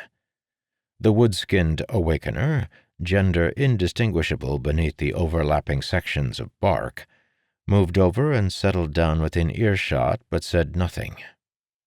"I'm afraid I don't understand the question," the translucent said. "What do you mean by a weakening?" "The old powers, the Epelion, disappeared centuries ago," Taln said. "I'm trying to discover what happened to them. I was once an Awakener and a Stone Ward, and both abilities seem lost to me now. It appears that mankind can't use stone warding either, but they can awaken. I want to know if the second power is diminishing to them in any way." "You were an Awakener?" the young woman asked, frowning skeptically. "It is a matter of historical record that all of the heralds could awaken," Taln said. "It doesn't change our soul tones like it does yours. We have a certain resiliency to such things." The woman raised an eyebrow, folding her arms and pursing her lips in disapproval. No, Awakeners were hardly inhuman. Save for her skin, this young lady could have been a woman of the court. She was probably some nobleman's daughter. "The old powers were mere legends when I was a boy, a young man," the translucent finally answered. "I don't know what you wish to discover from us. I have not grown weaker in awakening, but rather grown stronger as I practiced. The tones grow more tempting each time I touch them, and it is increasingly difficult to bring my own soul back into harmony at the end. No, there is no weakness here. Whatever ails you, it is an individual problem." Taln nodded his thanks, and the remaining Awakeners trailed away, except for the wood-skinned Awakener, who remained squatting where they were even as Taln left. It had been Taln's intention to skip the evening feast altogether. Yasna or Meridas could satisfy the fool Intara. Taln's place was with his men. However, when he arrived at his pavilion, he found a messenger from the city waiting patiently by the tent door. "My lord Intara wished me to escort you personally to the feast, Lord Herald," the tall man explained, bowing. "He has reserved a place for you beside him at the lord's table. He is very eager to speak with you." Taln frowned. "Tell your lord that I am a soldier, not a courtier. I have no place at a feast. If Intara wishes to know about me, he can give my place to the monk, Lon, and speak with him." Lon had gone to his own tent to make preparations. The monk wasn't about to miss out on a lavish meal, regardless of the circumstances. "My lord was very insistent," the messenger said, not stepping away from Taln's doorway. "He implied that if you personally do not attend the feast, that he will consider it a violation of his agreement to let your armies camp here." Agreement, Taln thought. All I remember is an ultimatum. "Very well," Taln said with a sigh. "Lead the way." The messenger paused. "Don't you wish to change, my lord?" Taln looked down. He wore the same rough riding clothing as always. His shoulders hung with the functional but drab cloak he had been given in the monastery all those months before. "No, this will do," Taln said. "If Lord Intara wishes to force a soldier to attend his feast, then a soldier he will get." The messenger sighed, then nodded for Taln to follow. The sky was only beginning to darken in the east. Apparently, Lord Intara liked to start his parties early. Taln shook his head critically as the messenger led him through the gates and into the city itself. Tethcanar might have been built on the same rocks as the legendary city whose name it shared, but the two had little else in common. Canar had been a majestic creation, a metropolis in a time when populations were scattered and often nomadic. Tethcanar, however, was run down and poorly maintained. Cromstone grew unrestrained on most of the buildings, and there was a sense of abandonment to many of them. Tethcanar was a large city, true, but it was a place of alleys and beggars. The poor clogged nearly every corner, hands outstretched, eyes hollow. "This sort of thing isn't supposed to be able to happen," Taln thought with disgust as they approached the palace at the center of the city. "Bad rulers are not supposed to prosper. The right of movement allows his people to seek a better life elsewhere. As his population decreases, so should his rank. This man should not be a third lord." There were flaws in every system, however, and Tethcanar was obviously one of them.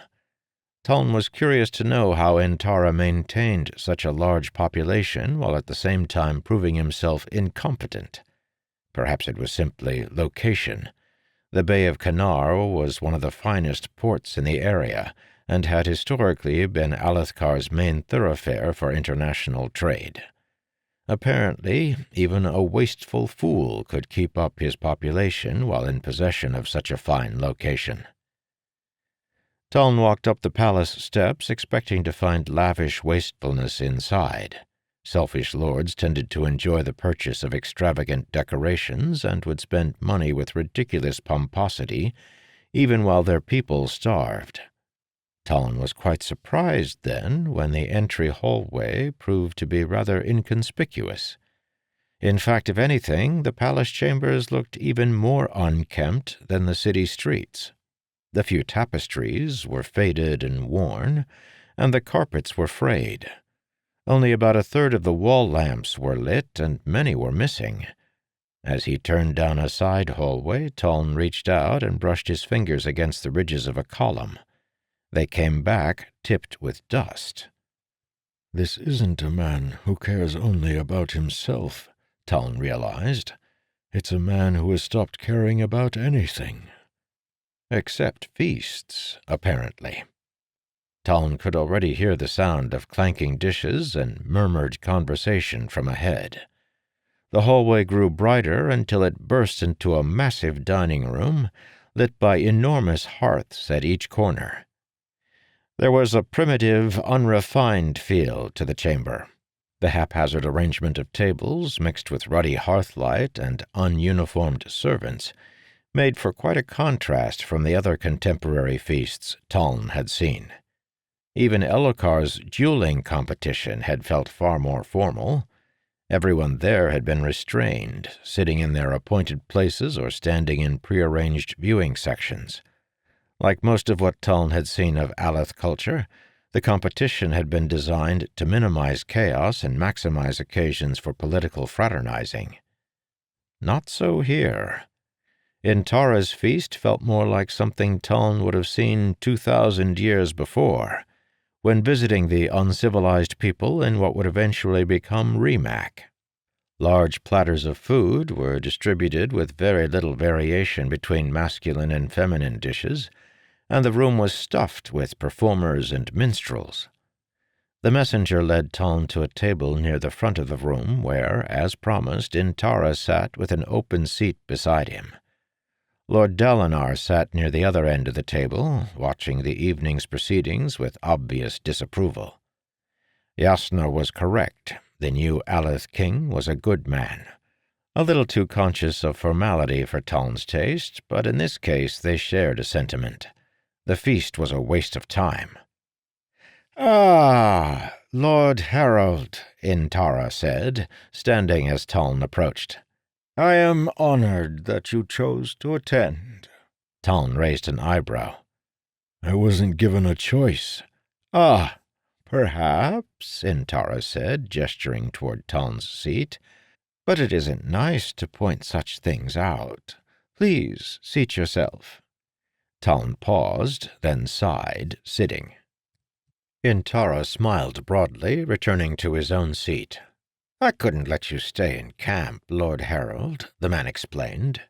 "You see, I mostly threw this particular feast for your benefit, or, at least, to get you here." "And why is that?" Tuln asked. "Well, it isn't often that a man gets to meet a herald," the short man said. He still hadn't shaved, and his clothing, upon closer examination, looked about as worn as some of the tapestries. "I heard that you were accompanying the army here, of course. Even one such as I cannot ignore an army of 20,000 men marching upon his city. When I heard who you were, I realized what an opportunity I had. You see, I have been without a spiritual adviser for some time, as the local monks refuse to attend my feasts any more. I never imagined that I would have the opportunity to speak with an actual herald." Tuln sat quietly, trying to sort through the man's eager words. Intara actually seemed excited. There was no irony or mockery in his words. Tuln blinked in surprise. "You believe my claims that I am a herald?" Intara didn't even pause. "Well, of course," he said. "I mean, it's been some time since we had a return. 980 years. I've been expecting that you would come sooner or later.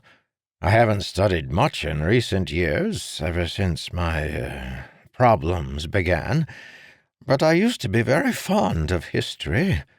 Tell me, where are the others? Your brethren and sister?" Tuln sat, dumbfounded. Months of fighting against disbelief had conditioned him so that he wasn't certain how to respond to someone who was actually willing to believe. "But of all the people I've met this return, why did it have to be him?" "I don't know what happened to them," Tuln said, still a bit uncertain whether Intara was honest or not. "I located their shard blades, all buried at the Holy City. They must have returned as I have, but it is very strange this time. Their blades should have disappeared when they died 1,000 years ago. I don't know, however, since I died before anyone else." "Ah," Intara said, "that's right. The Battle of Velatal, only 3 months into the return. You were killed when the storm shades surrounded and overran the keep." "That's right," Tuln said. "Odd how they singled that keep out for attack," Intara said. "I always found the move to be strange. It wasn't really a strategic point in the battle, and moving to Velatal in such numbers cost them some serious losses elsewhere." "I can't believe I'm having this conversation," Tuln thought. The background noise of minstrels and balladesses faded. Jasnah had come to care for him, and Kemnar obviously respected his ability to fight, but neither actually believed he was sane. "The storm shades are coming, then?" Intara asked. Tuln nodded. "In a little over half a year," he said. and mankind isn't ready." "We never are," Intara said. "But if that is the case, what are you doing here? Why fight for Alethkar? Don't you have better things you should be doing?" Taln glanced unconsciously toward Yasna. She was back in her element, the regal noblewoman, perfectly in control, flawlessly beautiful. "I have certain obligations," he said, turning back to Intara. "Besides, I have had some trouble gaining momentum this return. Alethkar's leaders have promised to support my preparations if I lend them aid in this battle." "But," Intara said, frowning, "the Aleth army is doomed. Even I can see that. The men are exhausted, a lot of them wounded, and Vedenar has a far larger force." "I have fought for causes far more hopeless," Taln said, "like every time I support mankind against the Kothin. What comes will come. Is this why you wish to speak with me? To ask about the upcoming battle?" Intara blushed. "Well, no," he admitted. "I have something of a more personal question, and I thought you might be able to answer. I was just wondering, why hasn't the Almighty killed me?" Taln paused. "Excuse me?"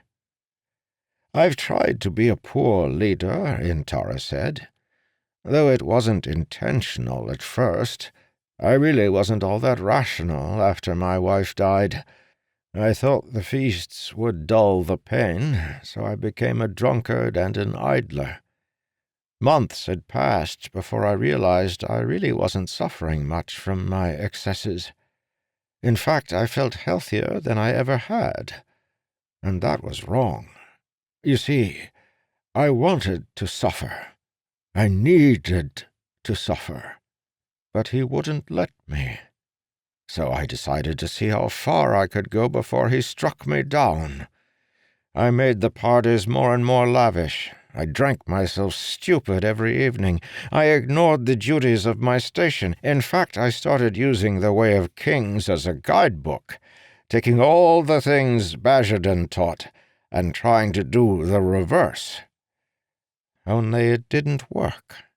My parties created a booming industry and attracted merchants from across Roshar. My feasts were piled with food far beyond what my attendees could eat, and so the extra was distributed to the needy the next morning. And as soon as word of that got out, fleets of the poor began coming to my city, increasing my numbers even further. Rather than destroying Tethkanar, I raised it up from a 4th city to a 3rd. Intara sat back, shaking his head. And through it all, I couldn't make my body waste away. Alcohol barely seems to affect me anymore, and I always have energy, no matter how much I eat or starve. I can't seem to get fat, though I've tried, trust me. I've attracted every useless, idle fool of a nobleman in the nation, and not a single one has had the decency to have me assassinated so he can take my place." The short man sighed, waving his hand toward the feasting people. "I mean, look at this. It's ridiculous. You are a herald of the Almighty. You have spoken with him. You know him. What does a man have to do before he gets a little divine judgment?" Taln frowned, studying the nobleman. "What happened?" he asked quietly. "What happened when? With my parties? You can see for yourself I keep making them bigger, but it doesn't seem to make a difference." "No," Taln corrected. "What happened to make you this way?" Intara paused. "My wife died," he finally said. "Many men have lost those they love," Taln said.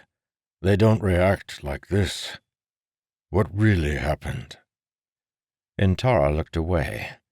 He didn't respond at first. "I don't see what that matters," he finally said. "It does," Taln replied. Intara reached out, fiddling idly with a knife on the tabletop, spinning it around on one of the rivets that held the wood to the steel. "What happened?" he asked. "She loved me. That's what happened. She loved me too much, far more than I deserved. I never bothered with her, you see. Those were the days of the old king, good, just Nolan Aran, a man who demanded much of himself and twice that from his lords. I travelled everywhere, visiting his court, bringing his wisdom to my vassals. I was a young man then, eager to prove I wasn't just the quiet scholar everyone whispered me to be. And still she loved me. I saw her perhaps one day out of 10, and she did not hate me for it, but admired my dedication to my people." He paused, looking at Toln. "I've often wondered something, Lord Harold. Is it possible for a man to so fill his life with important things that he doesn't have time enough left for the ones that are vital?" I don't know," Toln answered honestly. Something about the man's words, however, left him feeling strangely guilty. Had he not spent his life, all 3,000 years of it, serving those things that were vital? Was not the survival of mankind vital? "I ignored that which I should have loved most of all, Lord Harold," Intara said. "I even took a mistress in Alarum, not because I loved her, but because she excited me, and it made me feel politically powerful. I don't know if my wife knew about the mistress, but I think she did. Either way, she loved me despite it. She loved me right up until—" He trailed off, looking away again. "I wasn't there when it happened," he said, "but my steward related her final words. Do you know what they were? Do you know what she had the gall to tell me? She said, 'Tell my lord that I love him, and that I forgive him.'" He fell silent. "And, well, that brings us here," Intara finally said, feigning nonchalance. "The monks teach that when good men die, they go to the dwelling to be with those they love. Well, if that's so, then I have to make certain I don't go there. I couldn't face her, not knowing the kind of man I was. I won't have it, Lord Harold. Now, you tell me, what must I do to ensure that I am punished as I deserve? What further steps must I take? Must I stop giving food to the poor? I haven't been able to force myself to do that as of yet. Why make them suffer just so that I can die? But if you say it is necessary, I shall do it. The sooner I am gone, the sooner they shall have a finer man to be their lord anyway." Toln folded his hands on the tabletop. Theology wasn't exactly his specialty. Better that Ishar had been here to speak with the poor, confused lord. Unfortunately, Ishar wasn't to be found. Neither were Baliar or Prael. Only Toln. "I don't think the Almighty works like you're assuming he does," Toln said as a tall, red-haired serving man refilled Intara's goblet. "If you were him, what would you do?" "About a lord with my excesses?" Intara asked, nodding his thanks to the serving man. "I'd strike him down immediately. Make him die of some wasting sickness caused by too much drinking." "And what would that accomplish?" Toln asked. "I don't know, Intara. I've always been more of a soldier than a philosopher, but even I can see that the Almighty isn't likely to respond when men make selfish demands of him." "Asking him to kill me is selfish?" Intara asked. "Of course it is," Toln said. especially if he has something else he wants you to do. You complain that you ignored your wife, focusing only on yourself. Well, I don't see you doing much better now." Intara sat thoughtfully. "So what should I be doing instead?" Taln groped for answers. "Say something wise. This is the only lord you've met who actually believes in you." "I don't know," Taln said. "You seem like you have a great understanding of history. You said yourself that men thought you a scholar. What happened to that curiosity? A man with a firm knowledge of the past could be a great help in the dangerous times to come." Intara cocked his head. Then he waved over a courier beside the wall and whispered a short message. The courier walked down the table and related the message to a younger man sitting near Lord Dalinar. Taln didn't recognize the man. He wasn't a member of their army. Probably one of Intara's regular feasters. The young man stood and walked the length of the table, pausing beside Intara, frowning in confusion. "Lord Herald, this is my nephew, Nettis," Intara said. "He's a fine boy, my heir, since I have no sons of my own. Nettis, the Lord Herald just told me to go to Thalanar and become a Stormkeeper. I leave this evening. You are now Lord of Tethkanar." The boy started. "Now?" he asked incredulously. "You make me wait 5 years, then you give me the city the night before we're about to be destroyed by the Vadens?" "Oh, don't whine so," Intara said, standing. "The Lord Herald says you might actually win, though if you do, I'll have wasted a good funeral feast. Anyway, I guess I'll be going." "Now?" Taln asked. "Why not?" Intara asked. "It might be bad for morale to have the lord of the city flee the night before battle," Taln pointed out. Intara paused. "Oh," he said. "I didn't think about that. I'm not much of a warrior, if you didn't notice. Very well, then. Nettis, I'll abdicate tomorrow, after the battle. Go sit back down, and don't tell anyone of this." The young man rolled his eyes. Apparently he was accustomed to dealing with Intara's ways. Taln sighed as the lord sat back down. "Might as well eat," he thought, turning, finally, to the lavish meal Intara had prepared. As he did so, he noticed a newcomer walk into the room. He had the clothing of a merchant, but he walked with the fluid step of a warrior. Of course, that wasn't rare for a man of his race. "Strange," Taln thought, heaping some glazed pork onto his plate. "I wonder what a Shin man is doing in town." Chapter 85. Jack 13. Jack Sunsun Villano, truthless of Shinovar, stood from his table. The mission was a failure. Avon's spies in the city had informed the king of the upcoming feast, and he had sent Jack to spy on Dalinar and Yasna. Jack was supposed to have gathered what information he could, particularly about their battle plans, by placing himself close to the Lord's table and eavesdropping on the conversations. Obviously, Avon hadn't understood what kind of feast it was to be. Jack could barely hear men at his own table, let alone those at the Lord's table. In order to overhear what Lord Dalinar or Lady Yasna were saying, Jack would practically have had to stand behind their chairs. His internal sense of scope, the thing that kept him from taking outrageous risks lest he get himself killed and fail in his service, whispered that even coming to this feast had been a foolhardy act.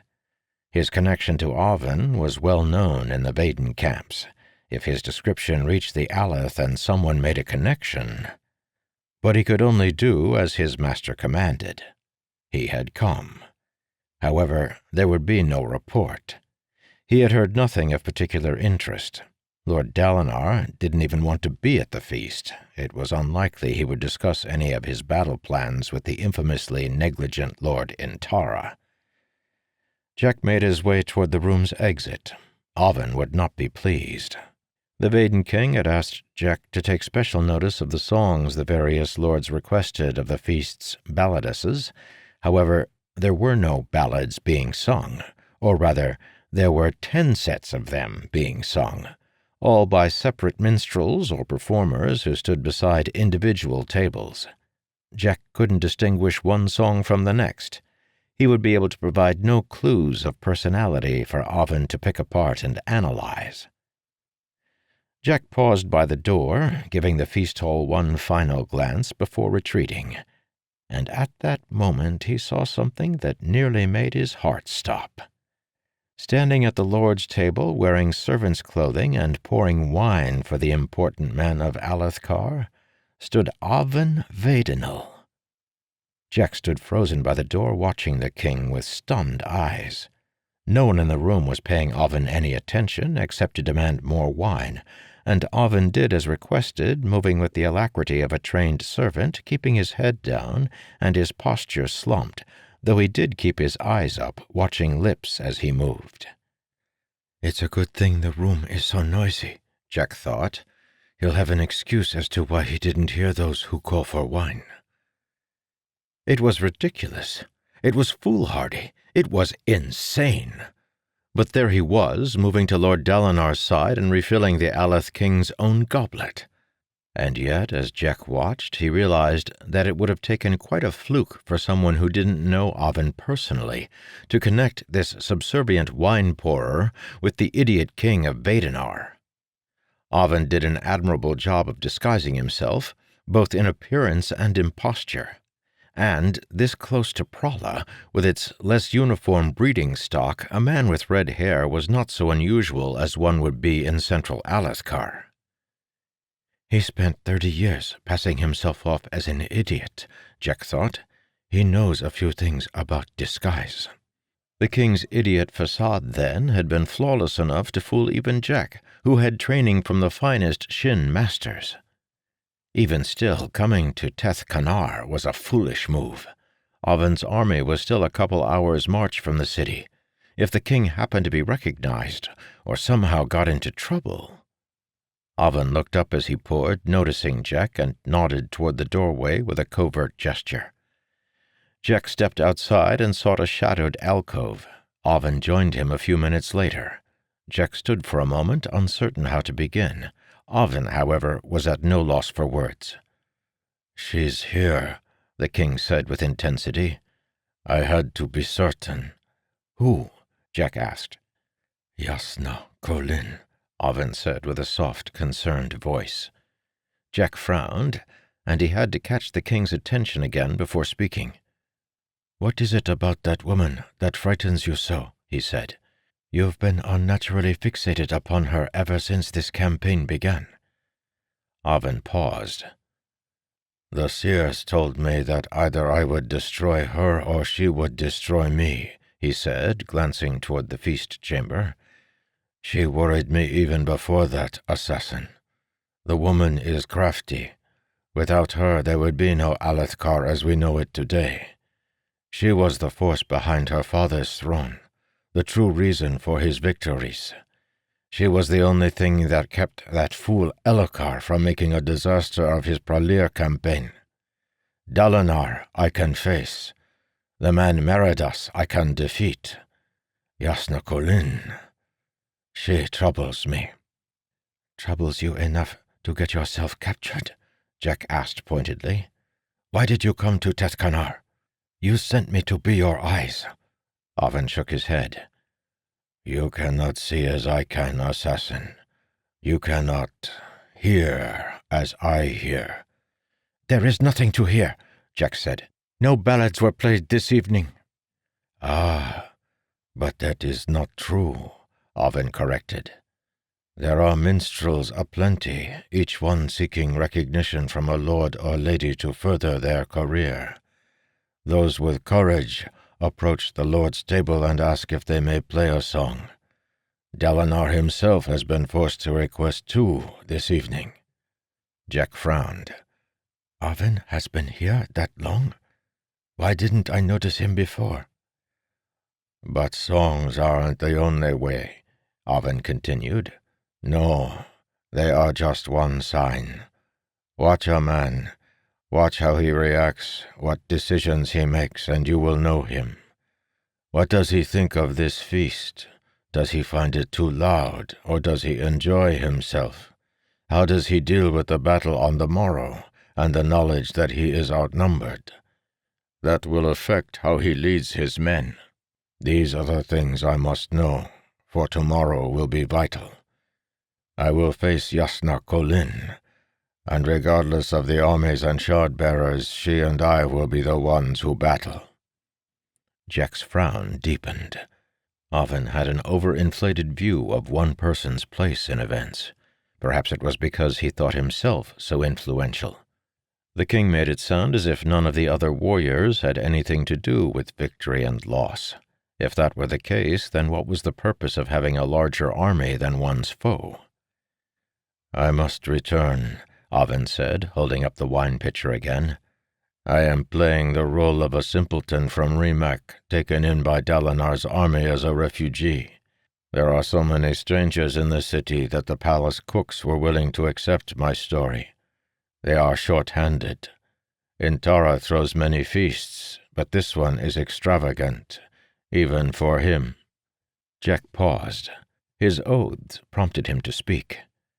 "I suggest that you let me go back, and you return to camp. This is too dangerous." Oven shook his head. "No, I must send some of the minstrels to Lady Yasna. I have to watch her, read her lips, study her. Something is different about the woman. She has changed since I last studied her. If I don't understand what happened to her, I will lose the battle. Of this I am certain." He didn't wait for further argument. Jack sighed, waiting a few moments, then returned to the feast chamber. He took his previous seat, a place at a table of medium-ranked lords. Aleths weren't certain how to treat Shins. The Kanaran system of nobility was so stratified that it made them uncomfortable to deal with those who had no quantifiable rank. So most of them just considered all Shin to be somewhere above citizens but beneath lords. Posing as a very wealthy merchant, Jack could safely place himself with the lesser nobility without drawing too much attention. He watched uncomfortably from the corner of his eye as Oven continued his act. The king hovered between Yasna and Dalinar's tables, his eyes darting from side to side, and Jack realized that in this environment, Oven was the perfect spy.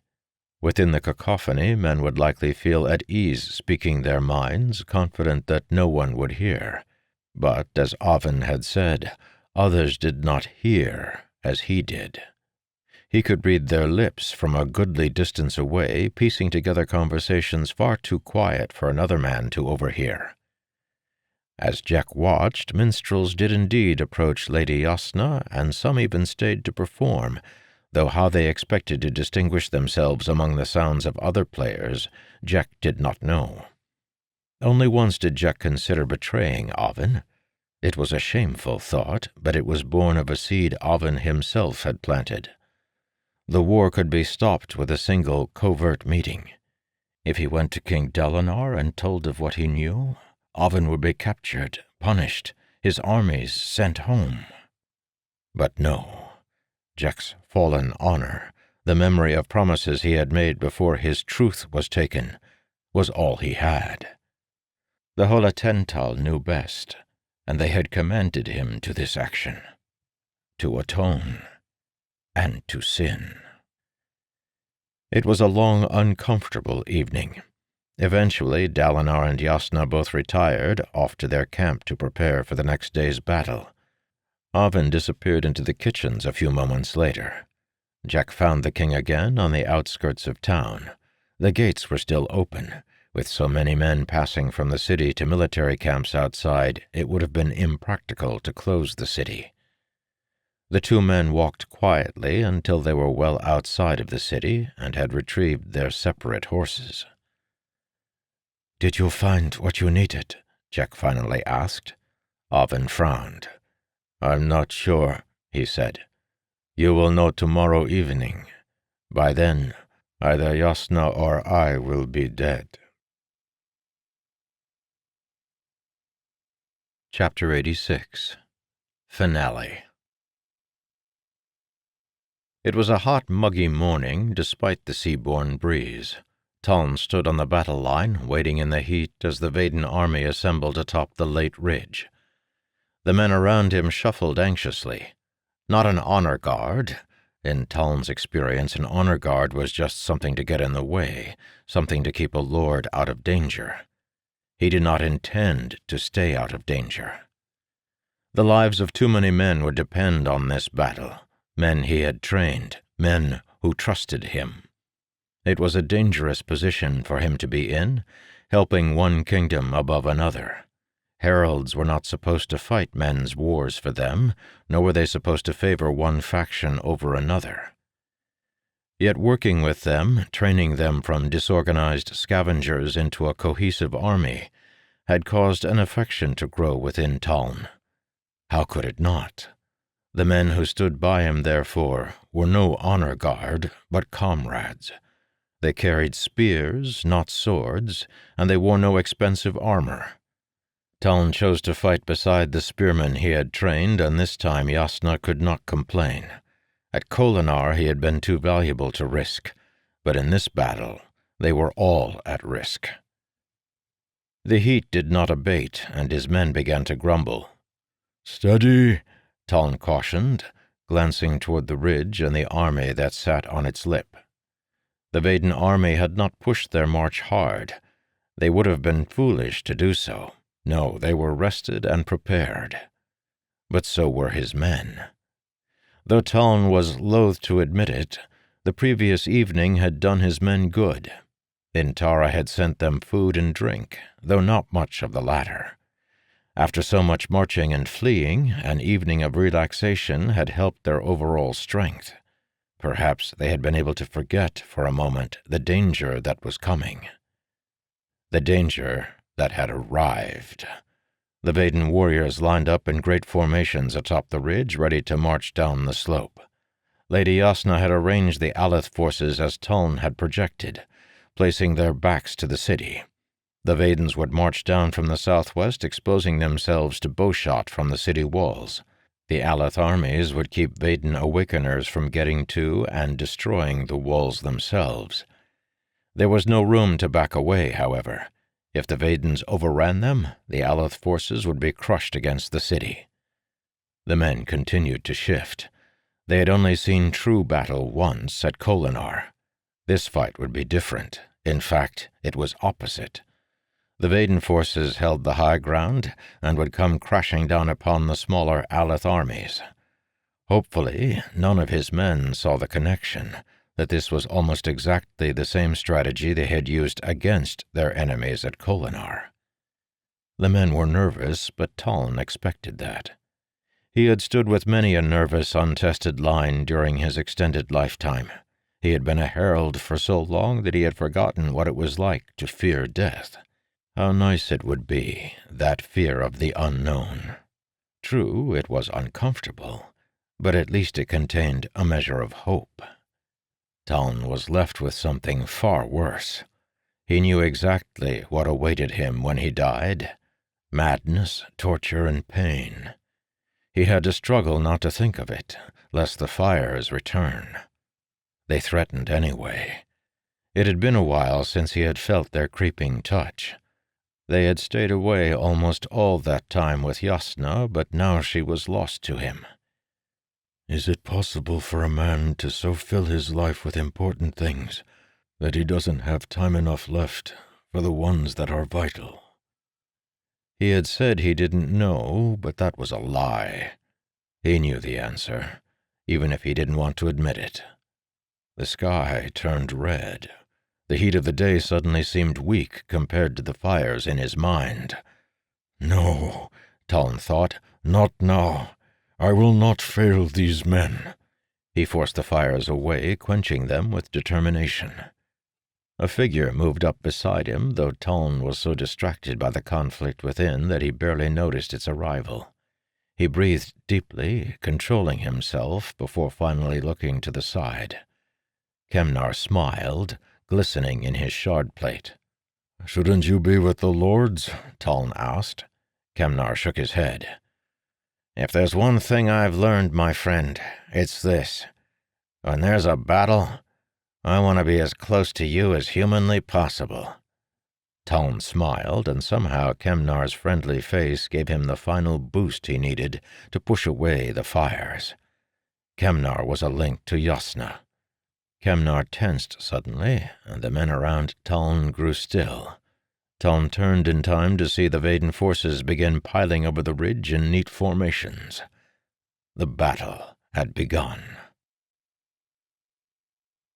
Jek Son Vallano Truthless of Shinovar rode beside his master and lord, King Oven of Vedenar. The king trailed the last columns of men down the side of the late wall, moving to join the mobile command center that the Vaden officers immediately organized at the back of the lines. The sounds of battle had already begun by the time Oven dismounted and joined the generals. "Why don't we stay up there?" Ilhadal Devar asked anxiously, nodding toward the late ridge. The Devar First Prince obviously didn't enjoy being so close to the actual fighting. "Because," Oven said simply, "we would be too far from the battle itself." "And if they break through to attack?" Ilhadal asked. Oven looked up, glancing at his generals, who smiled with amusement. "Let us hope they do," Oven said, looking down as several aides erected a table and battle map. "How many shard-bearers do you count in the immediate area, Ilhadal?" "You, myself, Generals Tanata, Janazan, Lanmar, Dentara. I worry for any soldiers foolish enough to wander this direction. Of course, if you wish, you may wait atop the ridge with the scribes and the servants." Ilhadal flushed. "General Tanata," Oven said, looking up from the map, "your battle arrangement is stunning. I commend you." "Thank you, Your Majesty," the man said with a modest nod. "If you would indulge me, I do have one request," Oven continued. "Of course, Your Majesty." "Send scouts along the battle lines," Oven requested. "Discover the sub-commanders and shard-bearers who lead each section of Aleth resistance. As you know, I have been granted some measure of political understanding from the Almighty. I might be able to lend you some insight into how our enemies will resist." "I will make the order immediately, Your Majesty," the general said. Oven stood up straight, looking across the field of battle. "Her touch is here, assassin," he said, quiet enough that only Jek could hear. "She controls this fight as expected. It is so similar to tactics she has used before, but something is different, and I still can't place it. The songs she requested last night seemed random. The Song of 100 Lovers, The Blessing of Minala, Wind-Born Fate. Something has changed." Jek did not answer, and Oven just shook his head, looking down at the table again. Taln fought. He truly fought. Not as he had before, no short, quick battles executed with restraint and poise. No, this time he fought as a warrior, as a herald. He attacked with some of the skill he normally reserved for the Storm Shades. Against men, such power seemed egregious. Taln was as a storm blowing across scraps of paper. Soon after he began, Kemnar and the spearmen moved back, giving him room to fight. Where Taln struck, lines buckled, squads exploded, and men died. He had to continue moving, otherwise the corpses around him grew too thick to allow other foes to approach. And as he fought, the fires began to mount.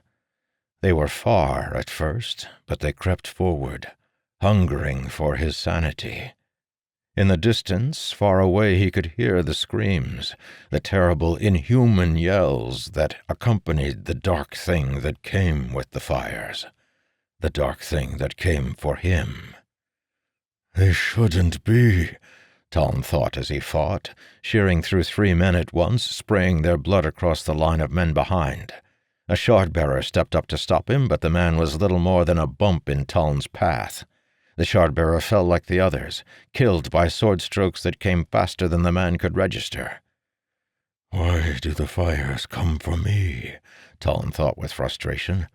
I'm not failing. I am strong. But he knew he had failed. He was serving one side, true, but he was destroying another. Every life he took was a man who would not stand with humankind against the Kothan. When the armies of humankind were overrun, how would Talon be able to justify those men he had killed? There was a deeper failure beyond that.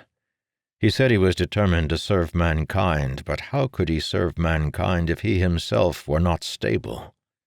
He had found someone who drove the fires back, someone who brought peace to a soul that had been darkened by far too many years.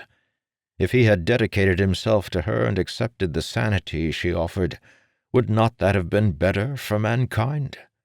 He thought to sacrifice his own love for the good of Roshar.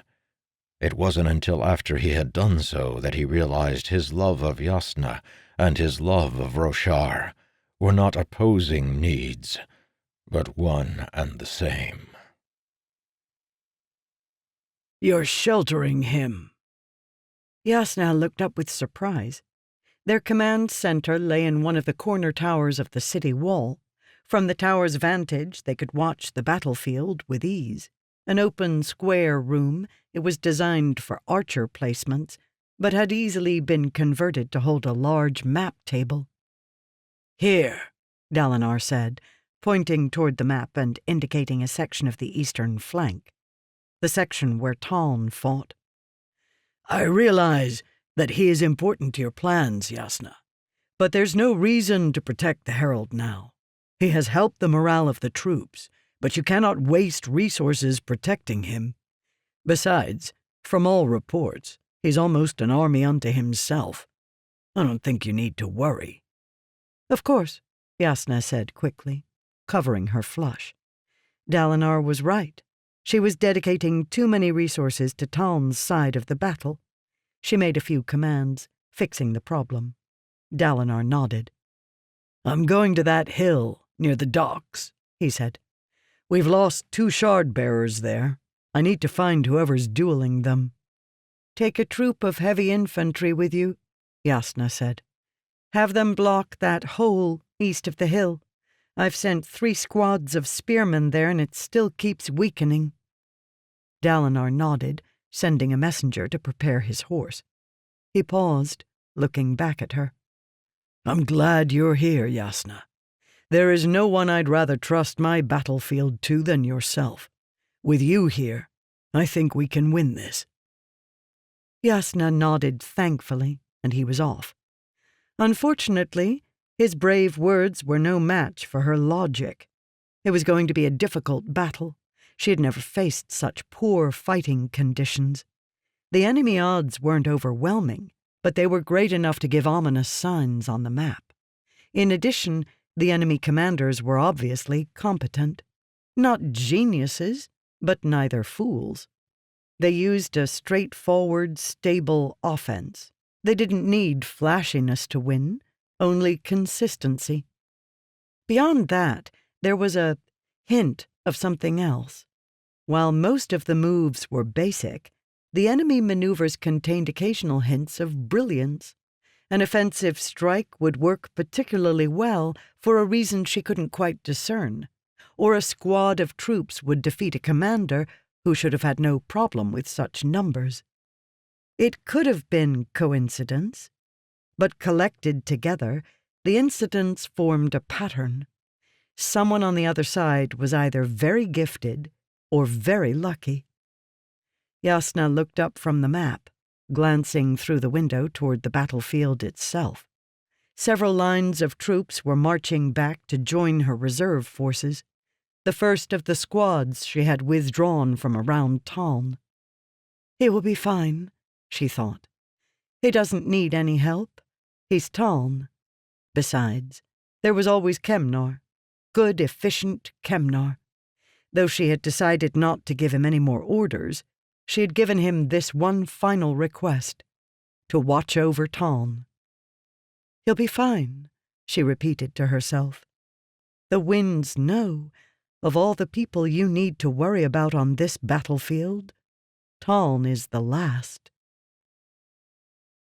The man fights like a storm shade, Dalinar thought, shivering slightly despite the heat. Before going to the hill he had mentioned to Yasna, Dalinar had decided to come see if the reports and rumors were true. It was more than just curiosity. There was something in Yasna's voice when she spoke of the madman, something Dalinar couldn't place. At first he had thought it to be affection, but such wasn't likely to come from the Lady Yasna. Eventually he had realized what it was. She was starting to believe. Despite all of her logic, all of her words against the Almighty and his worship, Yasna Kholin was coming to believe in this madman herald. And so Dalinar had come to see for himself, had come to watch the man who could inspire belief in a woman such as Yasna. And he was impressed. Taln wasn't just a shard-bearer. Though he fought without plate, he took no wounds. Though he had the bulk of a long-time warrior, he moved with the grace of a dancer. And he was brutally efficient. None of the men he struck arose, few even moved. No weapon could come close to him without being sheared in two, and no man could stand against him without being brushed aside. He was almost too good. It was like he didn't even need the army at his back, like he could take the entire Vaden force on his own. Dalinar shivered, turning his horse to seek out his destination. He knew what it was like to be good at killing, and wondered what burdens this false herald carried. Perhaps they were what had driven him mad. "Bah!" General Tanata said. "I'm not sending another shard-bearer to the eastern flank. That man has killed 5 already. Let him slaughter spearmen all day if he wishes. Our blades will do more good elsewhere." Jek studied the map. The Vaden forces had tried pushing against the east first, but the man who called himself a herald formed too strong an opposition. It wasn't just him. Where he fought, other soldiers seemed to do better as well. Together with them, the herald formed an impenetrable flank that had rebuffed every offensive. The west, however, was another story. It was here that Oven had been focusing his subtle yet telling suggestions. Slowly, Jek was beginning to wonder if the idiot king's philosophy was not justified. One man, Oven Vadenel, was having a very profound effect on this particular battle. "General," Oven said, drawing Tanata's attention, "might I make another suggestion?" "Your Majesty," Tanata said, "the last 7 suggestions you've made have brought down entire sections of the Aleth line. Whatever it is, you need not ask our permission to give the order." Jek saw Oven's subtle smile. These men would reject a usurper, especially one with little obvious battle experience. But like most soldiers, they responded quickly to results. "The Aleth forces have just shored up this far western section with a group of heavy infantry," Oven explained. "That squad is led by one Taven Reintar, a high-ranked lord, but one without a shard blade. Taven is a stalwart man, not prone to quick judgment. However, he tried the entire Pralir campaign to earn himself a blade and failed. Most of the few mistakes of command he made were performed because he was so desperate to get himself one of the weapons." "Your command?" Tanata asked. "Send a shard-bearer who doesn't have plate to attack the spearmen a short distance from Taven. Taven won't be able to resist sending his squad to attack, and you can have your forces ready to surround and destroy him." "It will be done," Tanata said, moving off to give the orders. Most of the other generals had gone to the battlefield somewhere, working as shard-bearers to seek jewels, fill in weak sections, or do extra damage to the enemy. Oven placed his hands on the map as if trying to see his personal enemy through its numbers and movements. "She's there," he whispered. "She fights me, but she doesn't realize it. I know her, and she doesn't know me. That is her weakness. And there is more, but what?" He became fixated on the map, standing over it even as scribes approached and replaced it with another, marked with new troop placements and formations. Alvin stared at it after they had gone, his mind distant. Then he looked up, an almost demonic smile forming on his lips. The song of 100 lovers, the blessing of Minalla, wind-born fate. Do you recognize these songs, assassin? No, Jack said. Should I? Alvin's smile deepened. They are the same songs that were favored by the man Tethran Rinar. Jack frowned. Romantic ballads, assassin, Alvin explained, eyes alight, voice going soft. Lady Yasna Colin is in love. Of course she is, Jack said. Your spies say she was recently married. Alvin shook his head. The man married us. Her supposed husband is over here, in a section of the battlefield receiving almost no attention. These are songs of unfulfilled love, assassin. He looked down at the map, speaking quietly. Yes, the over-defense of the 4th Eastern Line makes sense now. Everything makes sense now. I know you, Yasna Colin. I understand you. He looked up, staring into Jack's eyes. She has bothered me for too long, assassin. She escaped my trap. She ran from my soldiers, but she cannot hide from you. It is time for you to earn your title. It is time to destroy Yasna Colin. The fires eventually descended upon him. The men around Tuln burst alight, bodies flaring until he fought figures made only of flame. Cloaks, he thought. Focus on the cloaks. He forced himself to maintain this one detail of reality. Flames in blue were allies. Flames in white were enemies. After that, he dueled with the flames. He stood in magma, ignoring its searing touch. Each figure he struck sprayed fire into the air, tiny molten droplets flashing red. The mountains beyond were pyres to the dead, and the sky above was a dome of burning rage. The screams hounded him, but he kept fighting. He couldn't tell which yells came from the flames inside and which came from the deaths of his enemies. He stopped caring and only fought. He knew that hundreds had died beneath his sword already, and hundreds more would come. He struck across the inferno, protecting the blue, killing the white. Here a blue stumbled, and he moved, their protection. Here a white stumbled, and he moved, their death. He barely felt the prick in his side. It was a small thing, really. A blue moved away, a man Tuln had been defending, and his addled mind had to struggle to make the connection. One of his own men had struck him. He tried to keep fighting, but his side gave in to the fires. He reached down with a bemused hand and then lifted it up. His palm and fingers flared red, blazing, matching the sky and sun overhead. He grew weak. Heralds were strong, and they were powerful, but their bodies were not immortal, only their souls. They died every return, eventually. All was alight, and from within the depths of the flame came the dark, screaming thing, the thing that always stalked him. He knew it now, finally. It was a piece of him, the section of his mind that was completely mad, the piece of his soul that he had banished months before. Tuln stumbled to his knees as the churning, insane thing approached him. It held memories that Tuln did not want to face, memories of an eternity in agony, memories of a man broken. He wanted to push it away, but he was getting weak, so weak. He wanted to scream at it, but he could no longer speak. He fell backward, smashing to the hard stones beneath, and the dark thing loomed over him.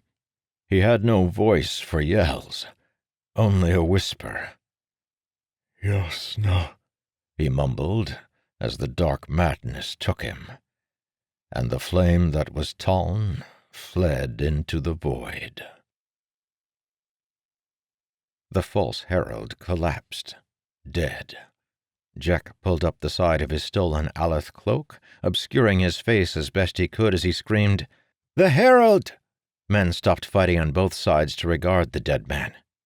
"The herald is dead!" Jack screamed in a terrified voice. "We are doomed!" Around him, squads shattered. A group of men ran forward to the herald's side as if to protect him, but they were, of course, too late. They were too focused on the corpse, and the Vaden aggressors cut them down. A surge of revitalized strength pumped through the Vaden line. The beast that had tormented them had fallen, and suddenly they remembered that they really were on the dominant side of this particular battle. An equal surge of sudden despair washed across the Aleth ranks as the horrible truth struck them. Their god was dead. He would protect them no more, and if he could be killed, then what hope did they have? As Jack fled the battle, Oven's voice whispered to him from the past. "The more perfectly a leader maintains the appearance that he is infallible, the more his soldiers will be able to ignore their own guilt, and the better they will fight. But if he falls—" Behind Jack, the Aleth line crumbled.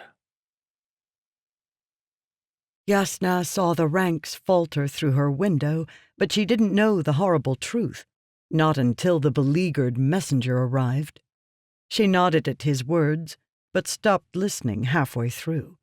He was obviously speaking lies, she decided, as she sat back onto her stool, eyes unfocusing. Men shouldn't lie to battle commanders. It created all kinds of confusion. It was a few moments before Yasna realized the man was trying to get her attention. She said yes to whatever he was asking, though she couldn't understand his words. They were garbled, ridiculous, lies.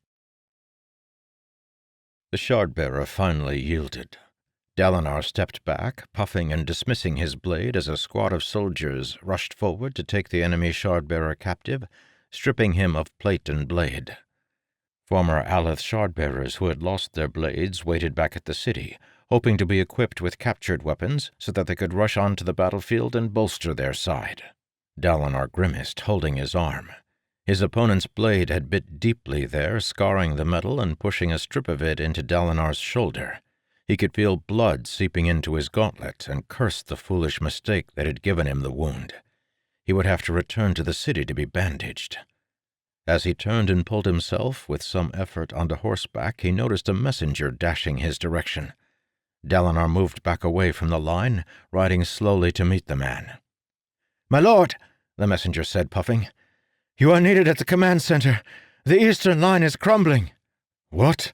Dalinar demanded. "What is Yasna doing?" "She cannot help us, my lord. Something's happened to her." "What?" Dalinar asked. "Is she hurt?" "No, my lord," the messenger said. "The herald fell. When she heard the news, she was stunned. None of us can get through to her." Dalinar cursed, kicking his horse into motion. He arrived at the city a few minutes later and clinked up to the command center, moving with a plate-wearer's speed. He found Yasna sitting quietly, a sub-general furiously giving commands and trying to organize the eastern flank. The man sighed thankfully as Dalinar entered. Dalinar stepped up to the window and saw the horrible truth. The entire eastern flank had fallen, and a spurt of white was pouring through the gap, dividing the Aleth forces into two. It was like the final note of a tragic ballad. Perhaps if it had been plugged sooner. "Do not fool yourself, Dalinar," he told himself. "Face the truth. The enemy has a fourth as many troops as you, better equipment and stronger men. This battle was doomed from the beginning. It's remarkable we held out as long as we did." Dalinar turned to Yasna. He knelt down, shaking her slightly by the shoulders. "Yasna." She blinked a few times, then focused on him. "Uncle?" she said, as if in a daze. "Yasna, our lines are breaking. We need you." She became a little more lucid, glancing around. "Is it true?" she asked. "Is he dead?" "Apparently," Dalinar said. And then a chilling event happened. something Dalinar had never thought to see had he lived to be 1,000. A tear rolled down Yasna's cheek. "I loved him, uncle," she whispered. Kevahin, Dalinar thought, dumbstruck. Even as a child, Yasna had been so somber, never screaming like other girls. She had always been collected and controlled, even from her youth. In a way, he had almost stopped thinking of her as human. Yasna was something else, something not affected by foolish emotions.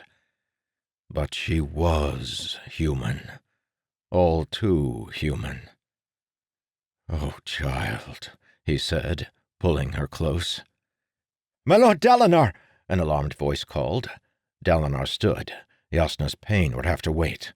Alethkar was falling. He turned, several aides finally realizing his wound, rushing forward to remove his pauldron and pull out some bandages. A messenger stumbled up the stairs. Not the man who had fetched him on the field, but a different one. A man who, as Dalinar recalled, had been stationed on the late ridge. "My lord," the messenger said, his face hinting that his news was not good. "Speak," Dalinar said, sighing. "The scouts have just spotted ships in the distance," the man said. "It's the Lochanron fleet, my lord. At least 30 vessels. Troop ships." Dalinar closed his eyes, grunting as the aides pulled his bandage tight.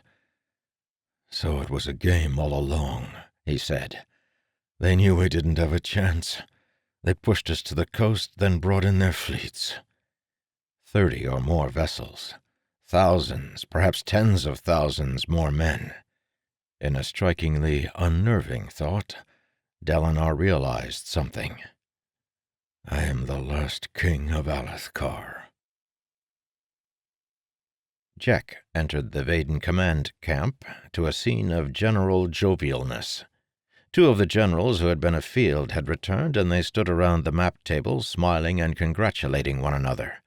At their head stood King Oven. They recognized him for what he was now. When the generals saw Jek, they appraised him with new eyes. No longer was he simply Oven's strange attendant. Now they understood him to be a warrior. They probably thought he had fought and killed the false herald in a fair duel. "You have been keeping him from us all this time, your majesty," one of the generals chided. "A secret weapon is of no use when it is widely known, Lord Janazan. Jek Sansan Valono is a tool to be used strategically." Oven smiled, full of himself. There was more to his joy than a simple victory. From now on, in future battles, the generals wouldn't just listen to suggestions. They would give him command, for he had earned it. And there would be further battles. Jek glanced at the man Balanmar, who stood quietly at the edge of the command center, watching the proceedings but never interacting. He had spoken truth. Oven would continue on, would become a conqueror after this day. Oven didn't want Alethkar. He wanted all of Roshar. "My lord," an aide said calmly, approaching and bowing, "the Lochanron fleet has made contact. They intend to land on the beach to our south, then bring their troops up to be dispensed as you command." "Hardly necessary now," General Tanata said, chuckling. "We've almost got the Aleth forces broken into a 3rd section. Only 5 hours into the battle and the end is already in sight." "Come now, generals," Oven said. "Did you ever think they would give us any real trouble? After what they've been through, it's surprising they didn't just surrender after the 1st hour." Jek glanced to the side, and in the distance he could make out several 10 sets of dark spots approaching on the waters. The realization was painful, but Jek had to make it. Oven had executed this day perfectly. From the manipulation of his own generals, to the defeat of Yasna Kholin, to the destruction of Alethkar and timely arrival of reinforcements, the idiot king's genius was manifest. He was the most horrible man Jek had ever served, but he was also the most competent. Alethkar had never really stood a chance. Across the waters, coming in from beneath a western wind, Marin Colin gripped the ship's gunwale and squinted at the approaching shoreline. "It's not looking good, Lord Marin," said Tamar, former head regent and now king of Lochanrun. "The Eleth forces are divided and dying. One side is mashed against the city wall, the other force is much smaller and can't escape because of the river at their back." Marin nodded, still watching the shore. Wind patterns shifted in the air as if a dozen different translucent sheets shimmered between himself and the land. "Does Lord Dalinar's glyph still fly?" he asked. "Well, yes," Tamar said. "His banner is the highest above the city wall, marking him as the ranking nobleman at this battle." "That is all I need to know," Marin said calmly. "My lord," Tamar said hesitantly, "we can't land on the shore as you ordered. That's just not the way it is done. The tide and winds are wrong. We'll have to stay out in the bay and ferry our men in with the smaller vessels. It will take a great deal of time, and when we are finished, I fear that—" "Tell your men to be ready," Marin said. Tamar sighed, but waved over a messenger to deliver the order. Behind him stood Calden and several other men, all watching Marin expectantly. There was far too much faith in their eyes. Marin looked away from them. So much was confusing lately. Renarin wasn't dead, but neither was he really alive. Shinri had gone, and he hadn't even really grown to know her. Calden could have been a friend, but he was too worshipful. They expected so much from him. And what did he have? A few of Renarin's confusing explanations? A promise that he was a windrunner? He did know one thing for certain. Back at the dueling competition, when the need was great, he had called the winds. They had proven themselves his ally. Perhaps they would come again. He stood up and held aloft a jade pitcher scavenged from one of the quarters of a former Vaden captain. He closed his eyes. In the distance, the far, far distance, he could feel it. A high storm, still hours away from Roshar. It raged over the stone desert, blowing steadily in his direction. He didn't call to it, but he memorized it, felt it, knew it. And then he called upon the jade and commanded. Pain flashed up his arm and he gritted his teeth. A breeze passed over the ship, but he didn't need a breeze. He needed winds and fury. He needed a storm. He pushed the pains further, though they horrified him, not because of their agony, but because of what had happened to Renarin. "The pain is only a side effect," his friend had said. There was something more, a greater price. If he pushed too hard, would he lose his mind too? "If that is what I must suffer, then let it be," he thought, crying out at the pain as he pushed the winds with increasing strength. He focused on his responsibility. Months ago he had made a mistake. He had broken his oath to Lord Dalinar, and had betrayed his friendship with Arador. He would set both right at once. Lord Dalinar needed him. The ship lurched as the winds strengthened. Marin pushed against 40 different sails with a weight that was not his own, driving them forward. Everything hurt now, not just his arm. It was like he was tearing himself apart. Like he finally realized he was trying to throw himself into the wind, to become like it, fluid rather than solid. His body resisted and felt as if it would break, his bones snapping, his flesh ripping apart. The coast approached, but Marin did not stop the winds. They blew across his vessels like a sudden storm, furious but unilateral. The air roared, sails flapped, and wood lurched. Marin pushed his fleet onward, lining his vessels up along a great swath of the coast. Then, with a final agonizing heave, he slammed the boats up onto the rocky shores themselves, spraying waves of water across the sand and rocks. His command ship lurched to a stop, nearly throwing Marin over with its force. The pitcher shattered in his hand, fully half of it crumbling to dust from the stress of his mighty effort. Marin groaned, slumping against the gunwale, his body fuzzing to numbness. Behind him, Tamar and the others watched Marin with reverent awe.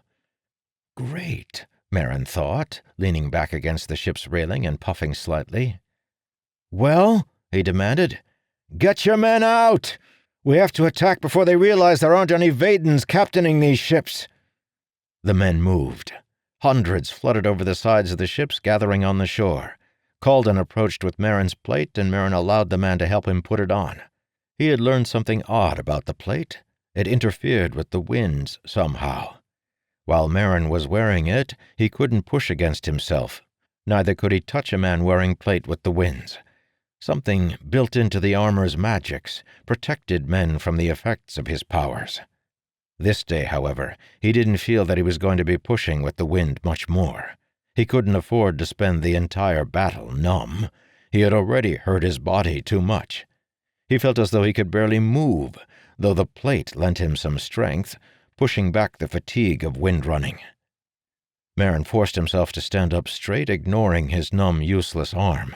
He took a breath, nodded to Calden, and the two of them leapt over the side of the ship and landed on the shore beyond. He waved to a group of several hundred soldiers, then began marching toward the battlefield.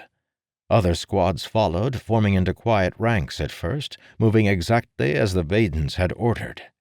It wasn't until they were up close that they broke with what was expected. The Vaden line stood exposed, its back to Merrin's force, completely unaware. Merrin summoned his blade and held the weapon aloft with his good arm, then broke into a plate-enhanced dash. Dalinar commanded an army of dead men. He did what he could, directing the battle from the wall-top tower, organizing the forces as defensively as possible. Unfortunately, forcing his men to pull back meant further isolating the two halves, one of which he couldn't even reach with his messages. He could only help extend their death throes. He could not save them. "So this is how it ends, Nolanarin," he thought, staring out over the battlefield. "Trapped in a city that isn't even my own, fighting an enemy I thought was my friend. After Pralir, I thought I was through with war. I thought I would seek my hearth and spend time with my sons." He had no sons left. That part hurt the most. Bright, noble Shenaris, charismatic, witty Arador, and quiet, understanding Renarin. The three boys had been so different, yet they had each been a piece of him, and a link back to the woman he had loved. At least they could be his final thoughts. It wasn't good for a father to live to be the last of his family. Yasna sat behind, trying to help. Most of her old self had returned, but the Herald's death had shaken her, and Dalinar was loath to leave her in strategic command again. However, he doubted he had a choice. The men were faltering with Taln's death. They needed a leader so they could at least die knowing whose honor they served. He turned to inform her of his decision, but paused as he noticed a strange man speaking with the guards at the bottom of the command tower. He was dressed as a messenger, but he wore unfamiliar livery. "Light blue?" Dalinar thought. "Who wears light blue?" The guards eventually decided to let the newcomer pass, though they accompanied him up to the command center. "Lord Dalinar Kholin?" the messenger asked. "Yes," Dalinar responded cautiously. "Lord Merrin Kholin, commander of the Lochanron fleet, sends his greetings. He would like to know if there are any specific strategies you would like his armies to follow." Dalinar frowned, not certain if his mind had snapped or if the man was just spouting nonsense. "My lord!"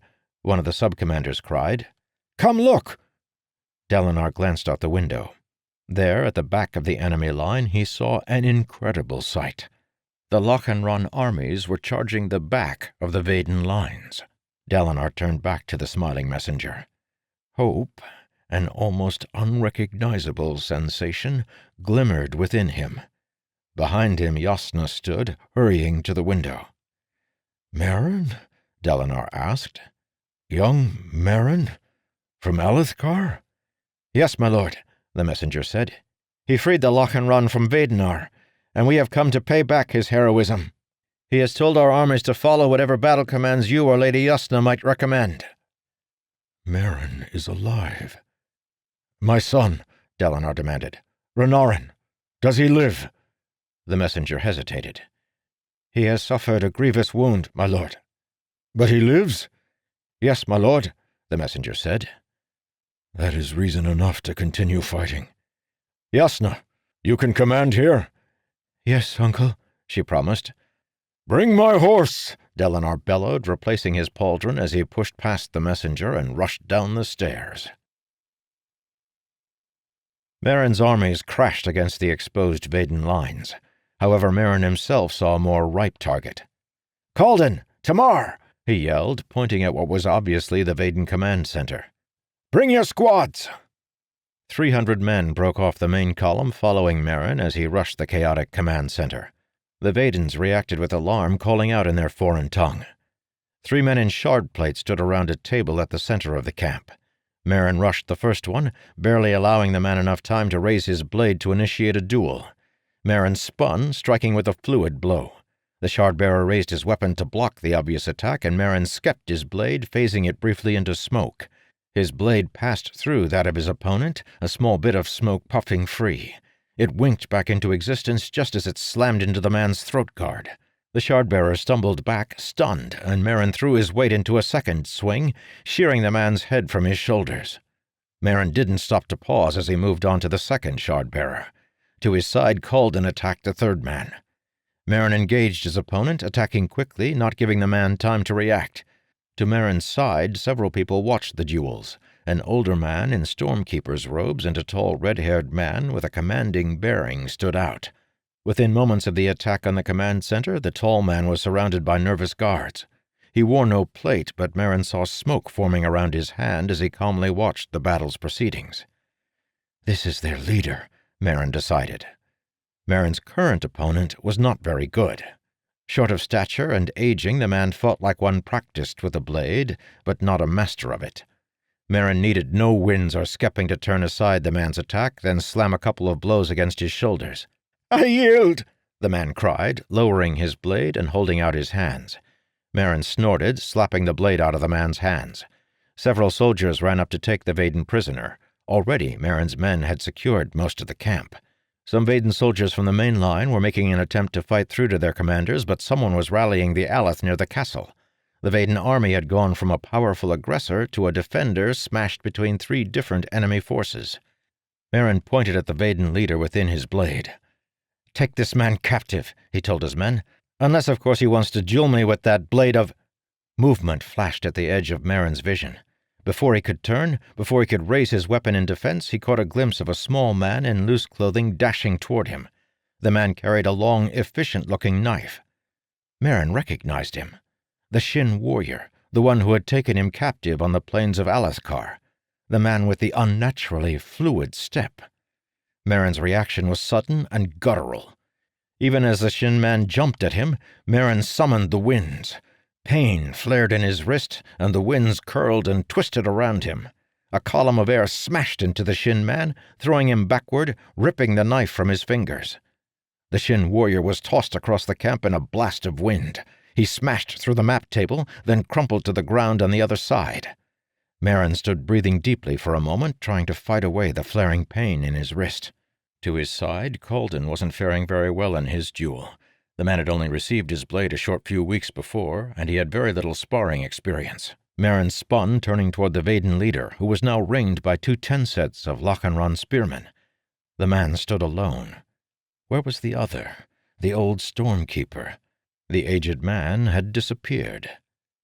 Merrin raised his blade commandingly toward the Vaden leader. "You lead these forces, do you not?" The imperious man regarded Merrin and the Lochenron troops as if they were merely curiosities. He glanced toward the Shin warrior. "The Wind Runner," the Vaden leader said, looking back at Merrin. "Yes," Merrin said. "I was warned about you," the Vaden said. "It occurs to me that my source should have been a little more specific." "Command your army to surrender," Merrin ordered, trying to maintain his confident attitude. Something about this man was unnerving. "I did nothing wrong," the man decided. "I made no errors of judgment or mistakes. I could not have known that the Lochenrons would betray me." He paused, studying Merrin. "I lost by a fluke." "Give the command," Merrin said, glancing toward Calden. His friend wouldn't concede the duel, no matter how much better his opponent was than he. The Vaden leader frowned, then glanced toward his forces. Merrin had been on enough battlefields to tell that the Vaden army was not faring well. Surrounded and suddenly outnumbered, it would not last long. "Very well," the Vaden man said. "The day is yours." Epilogue. It took a special kind of man to claim he was a god, and to actually have people believe him. In the Vorin tradition, humility was a sign of nobility, and a man seeking to take leadership upon himself was immediately suspect. To set oneself up as a herald, well, to accomplish the deed successfully would take an incredible combination indeed. He would have to be humble but not self-effacing, powerful but not domineering. He would have to be an excellent leader and a fine warrior, yet be as wise as an aged stormkeeper. He would need straightforwardness in purpose, yet retain an indefinable weight of mystery about him. He would need to be the greatest of men. "You made me want to believe," Jasnah thought, laying a hand on Taln's cold cheek. "And that's more than I've ever felt before." Taln lay on a stone altar in the funeral tent. A sheet covered the lower half of his body, but he was naked from the waist up. Only one wound marred his body, a small thing, really, placed expertly between his ribs. It seemed a mockery that such a mighty man had been felled by a wound so seemingly innocent. "I always told him to wear shard plate," Jasnah thought, "but he never would. Such a stubborn man you were, Talinel Elin." Perhaps she had let the men rely upon him too much. The logical, prudent Jasnah should have foreseen the damage his death would cause to morale. Yet she realized now that she too had come to rely upon him. Too much? Perhaps. One side effect of being heartless was that one rarely had to deal with emotional shock. She had been far too unprepared for the backlash of grief she had felt at his death. A crowd had gathered outside. She could hear their shuffling and their murmuring. Many now claimed that they had always seen through Taln's facade, that they had only pretended to believe because they knew it was good for troop cohesion. Others were still faithful. They waited for the final proof Taln had promised them, if inadvertently. "When heralds die, their bodies turn to smoke." He had spoken the words in the holy city, when explaining why there were no bones to accompany the buried shard blades. It was a popular legend, known to many of the people. Heralds were not truly human, despite their form. When they died, their bodies were taken to the dwelling to await the next return. Taln did not turn to smoke. Jasnah didn't want to let the people dwell on this fact. Barely a few hours had passed since the final battle with Vedenar, but she had ordered his pyre readied anyway. "Oh, Taln," she thought. She wanted to weep, but there was nothing within to give. That was another side effect of being heartless. Besides, what reason did she have to complain or grieve? She had received what she had always desired, had she not? A strong political union that gave her a great deal of power, a king who respected her and gave her freedom to be involved in his affairs. With Meridas as her husband and Dalinar as her king, she would always be at the center of Alethkar's workings. She had never wanted love. Love was for people who couldn't hope for something supposedly greater. Power. "What a waste my life has been," she thought, with a sudden feeling of sickness. "My lady?" a guard asked from the tent door. Yasna turned. Yes? There's a man here, the guard said hesitantly. Well, my lady, he claims to know the Lord Herald. Yasna frowned. No? No how?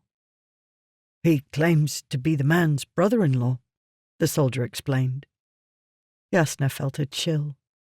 Let him in. The man who entered was of humble stature.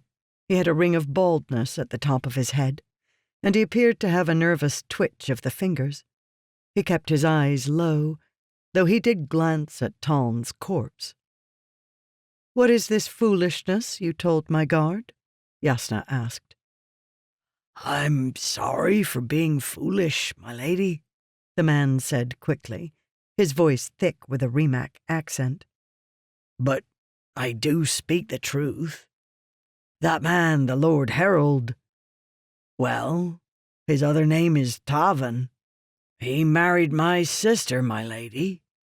We come from a village in Rimac, Callanhas. Your army passed it on the way north, back when you were there? He looked up hopefully, as if expecting her to remember the village. Go on, Yasna said. Why didn't you speak of this earlier? Well, my lady, the man said with embarrassment.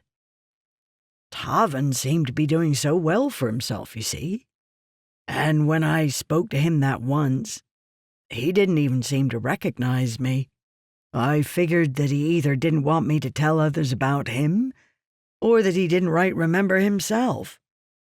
Ever since the accident happened, well, Tavan never was right in the head after that. Yasna eyed the man critically. Come to seek after some compensation by claiming to be Taln's relative? That would be a very bold move, and this man doesn't seem the type. What proof do you have of these allegations? She asked. Proof, my lady? The man asked, as if he had never considered that she would ask such of him. Well, I dunno.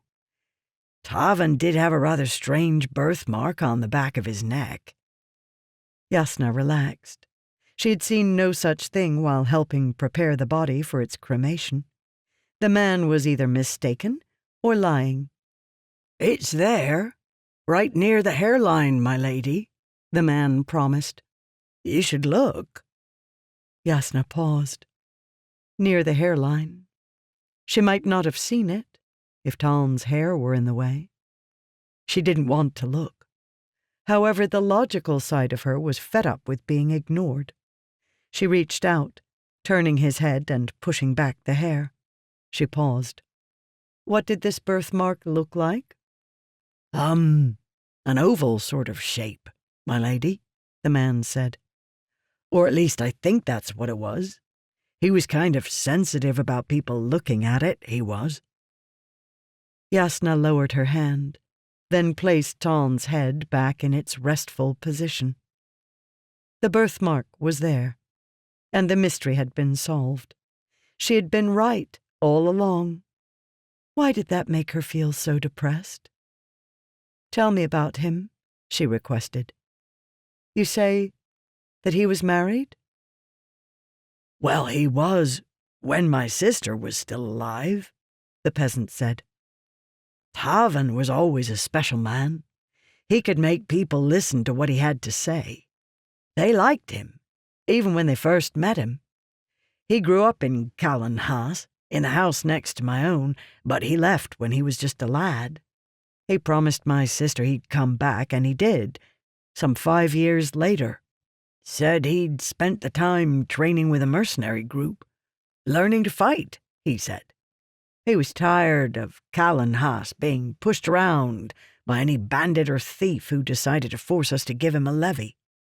Well, he organized us and taught us. We learned to fight pretty well, I'd say. He married my sister. He was a smart one, Tavan was. Said he'd learned to read with the mercenaries from a woman who'd once been a noblewoman in Alethkar.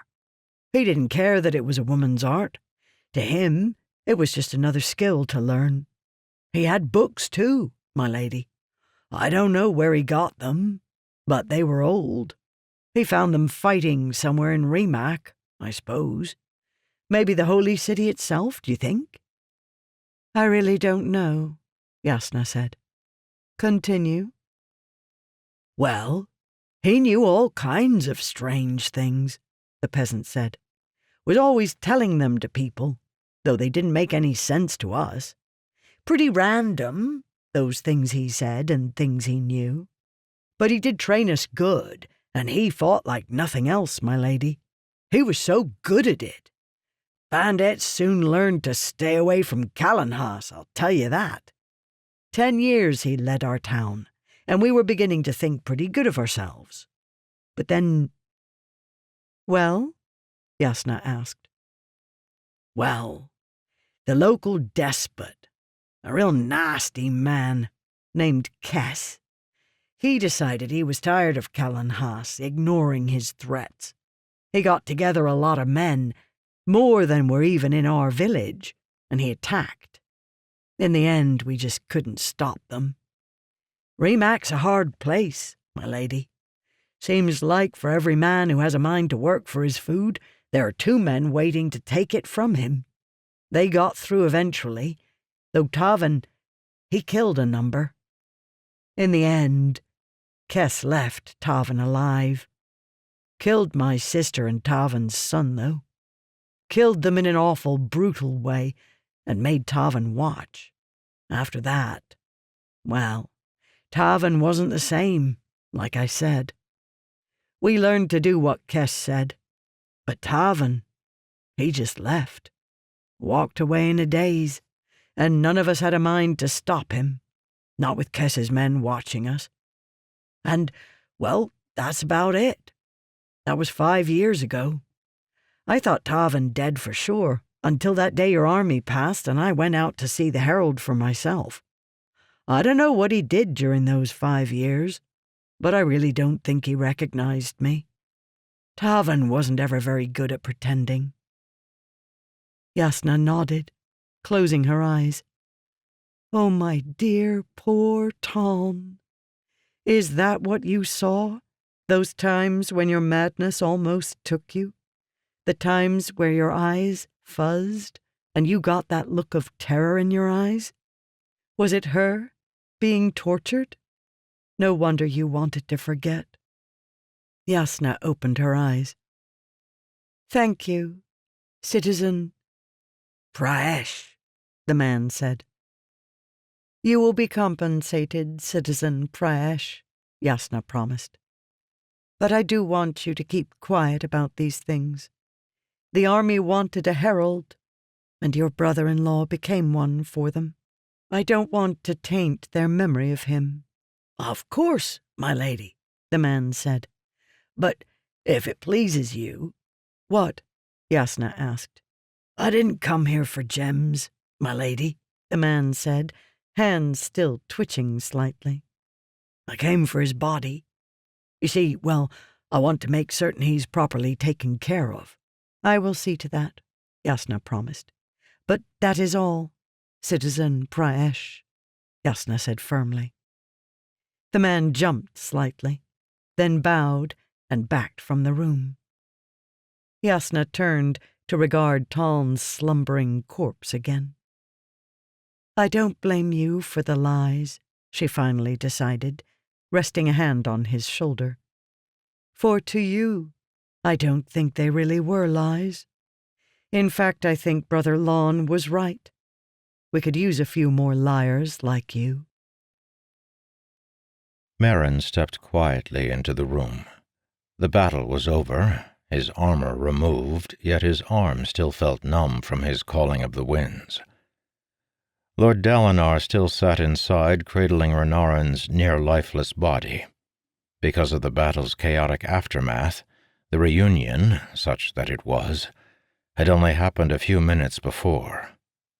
Dalinar had been warned, but that hadn't made much of a difference. The great tyrant Bane, the king of Alethkar, was crying. Merrin stood embarrassed in the doorway of the stone chamber, one of many in the Teth-Kanar palace. "This is my fault.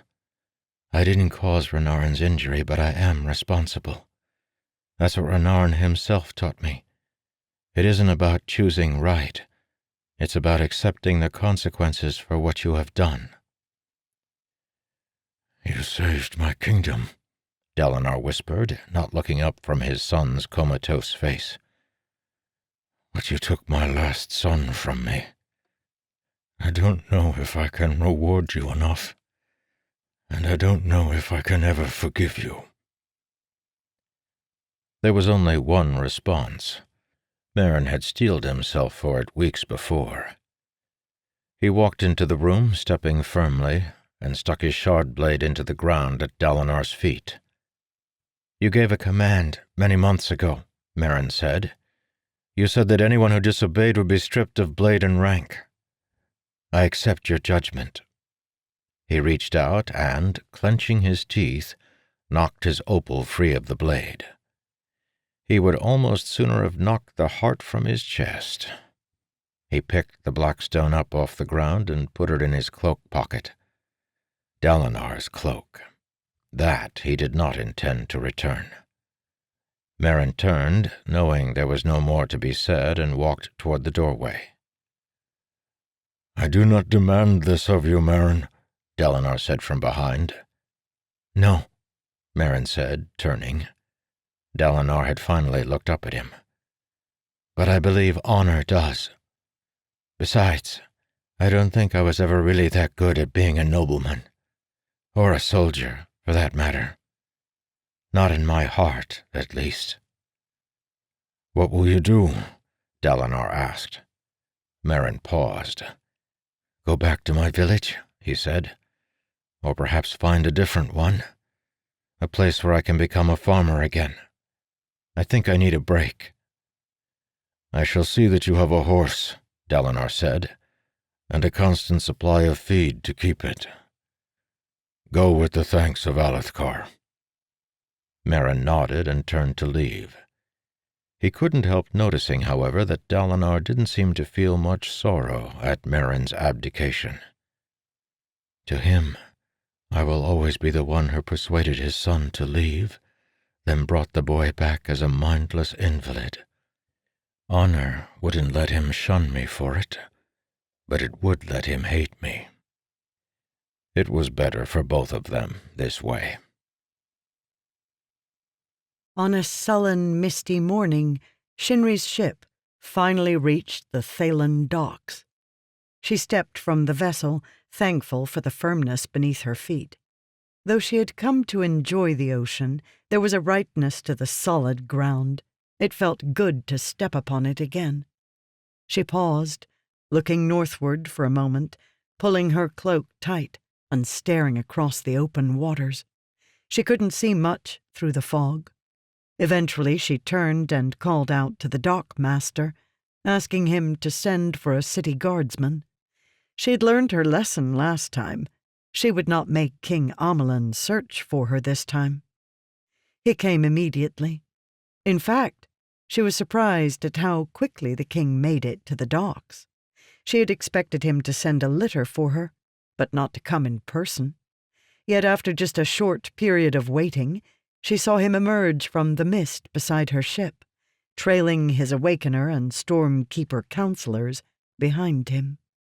As soon as he saw her, he smiled, but his eyes grew troubled. "Shinri, it is you." Shinri smiled. "King Amelin, I seem to recall you offering me sanctuary in Thalena some time before. Is the proposal still in effect?" "Oh, Shinri, child," Amelin said, "wife of King Aven Vadenal, else caller with power over the Oath Gates themselves." "Are those things problems?" Shinri asked hesitantly. "No," King Amelin said sorrowfully, "but they are terrible, terrible advantages. The kind of advantages a king prays to receive. but then fears the Almighty might actually listen to him. He sighed. But come, child, we will see you situated. Shinri paused. Something seemed wrong. She pulled her cloak tighter. And if I change my mind? She said, glancing back at her ship. Then I will be forced to insist, Amelin said, waving for several soldiers to appear out of the mist and move toward her ship. Shinri backed away, growing cold. Not you, she whispered. Not you, too. I am not a monster, child, Amelin promised. You came here for refuge, and I will give it to you, and anything else you desire. But when the time comes, I may need your assistance. Another prison, Shinri realized. Each one prettier than the last, but each one just as restrictive. She lowered her head as 2 more soldiers appeared from the mist and moved to her sides. Nowhere was safe, she realized. No one could be trusted. How many times would she need to learn this lesson? She raised her head, steeling herself as Yasna had always taught. She had escaped from Avon and then from Marin. She would simply have to do the same again. My lady, said a familiar yet surprising voice. Yasna looked up from her funeral preparations and was stunned by what she saw. Balanmar? The old man smiled, shaking his head in amazement as he walked into the tent. Lady Yasna, he said warmly, I never thought to see you alive again. How did you survive the attack on the palace? I was led out by a friend, Yasna said, through a passage in the cellars. What of you? I had given you up for dead. Balanmar's grandfatherly smile deepened. I was visiting relatives in an outlying city at the time. Pure chance, though I thank the Almighty for it. I guess these old bones have some years in them yet. But how did you come to be here? Yasna asked. The Vaden forces took me captive when they passed through my town, Balanmar said. Someone must have betrayed me. I know not why the Vaden king didn't execute me. He seemed to enjoy interrogating me, though I tried to explain that I was just an irrelevant, tired old man. Amazing, Yasna said, shaking her head. Indeed. But you must return to your preparations. The old man paused, glancing at Taln's body. There will be time for chatting at another time. Jek Son Villano, truthless of Shinovar, stumbled, his hands and feet bound, as the soldiers tugged him through the city. His body was weak and battered. The Windrunner's power had thrown him with a nonchalant twist of air. If Jek had doubted the Onyx Seers, he could no longer delude himself. The old powers had indeed returned to the men of the East. But such things were no longer his problem. Execution undoubtedly awaited him. By now the Aleth commanders would be discovering just who he was and how closely he had served Avon. When they discovered who had slain their herald, perhaps they already knew. The guards were being unreasonably rough with him. Yes, he could see it in their eyes. They hated him. Well, after his sins, he looked forward to a good, clean execution. He had waited a long time to die. Your master still lives. The warning of honor came from within as Jek stumbled against yet another stone falling against the rocks. Holy, blessed stone. How he wished he hadn't seen Avon being held captive. How he wished he could convince himself that the idiot king was dead. Your master still lives. Jek had to serve still, though he hated and loathed himself for it. He had to serve. The soldiers were getting impatient. One tugged on the rope again. Jack lay a few streets inside the city gates near a stone house crusted with cromstone. "Please," Jack said, intentionally increasing his accent, "do not let me rot in a cell. There is no truth. Give me a knife. Let me kill myself here, honorably." One of the guards snorted, but the idea seemed to appeal to the second man. "I give my oath," Jack said, his stomach twisting. "I will use the blade only on myself. In Shinovar, this request would never be rejected by men of honor." The uncertain guard looked to his companion. Finally, the man shrugged. They were in an inconspicuous location. "I suppose," he said slowly.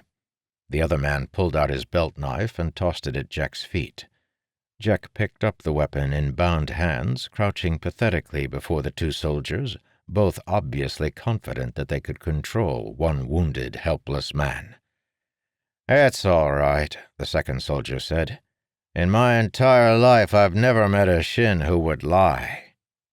Jack closed his eyes, unsheathing the blade. "You just did," he thought. The funeral ceremony took place as evening finally fell. Thousands came for the event, despite the work to be done, despite wounds and losses, despite fatigue. They came to see. They came to witness. Taln lay on a pyre of wood, unarmored, but holding a sword.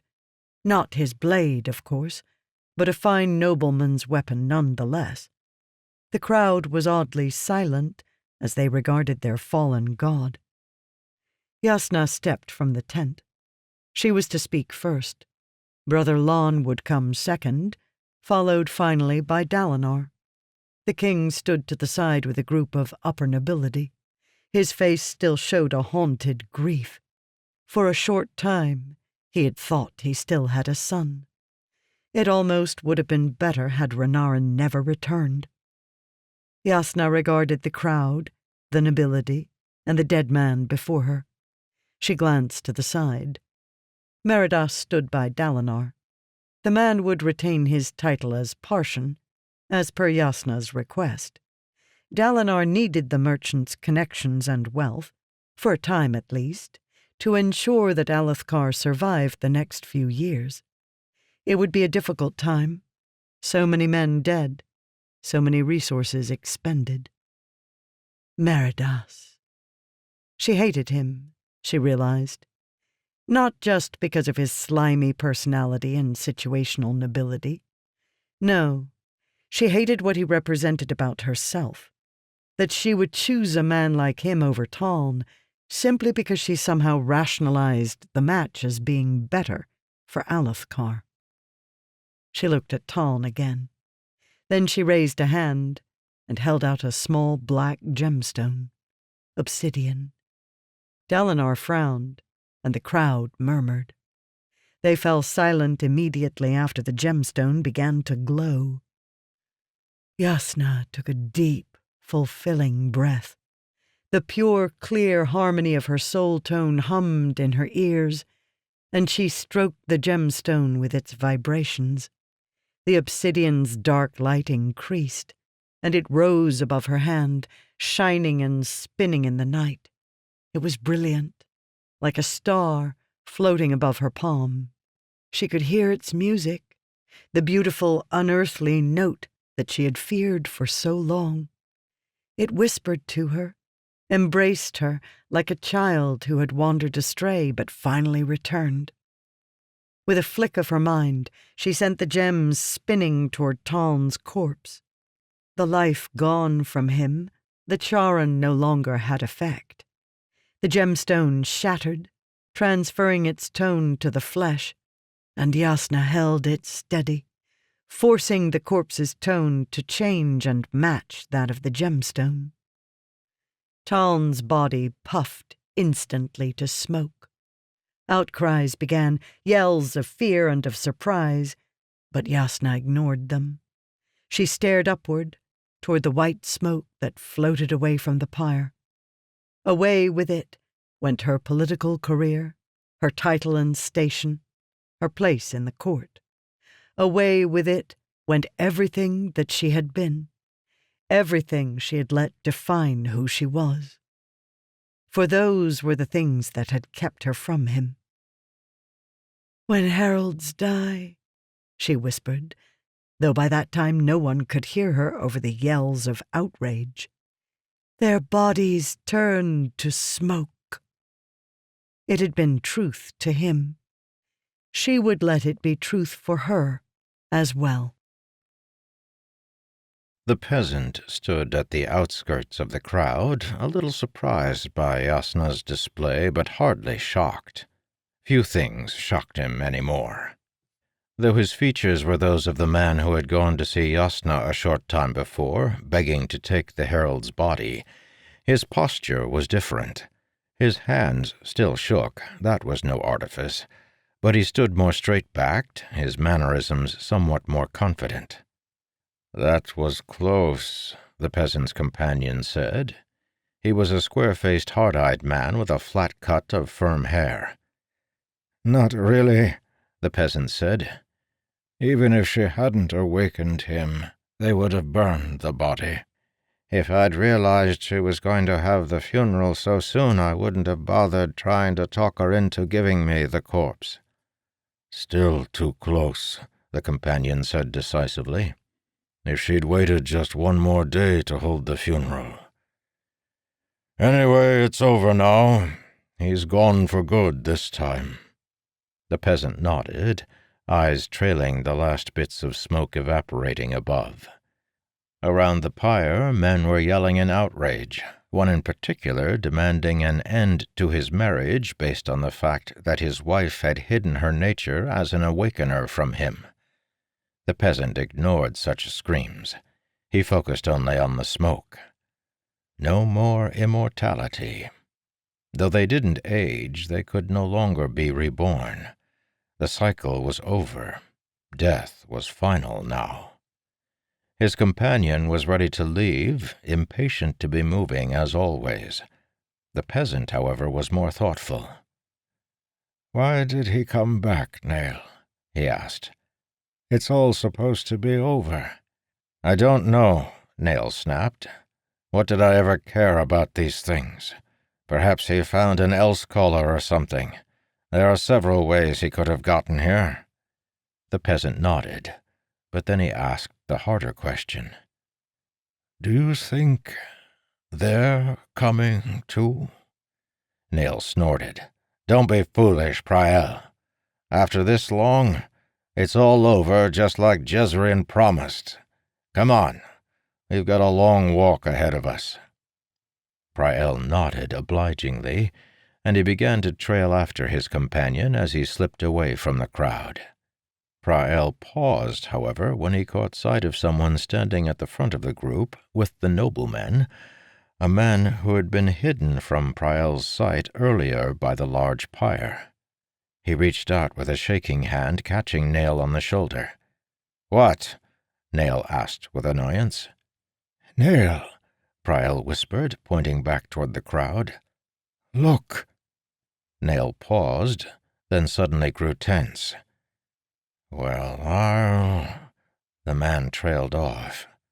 It wasn't often that one saw Nail stunned silent. "He's supposed to be dead," Priel said. "Dead for good. No coming back this time."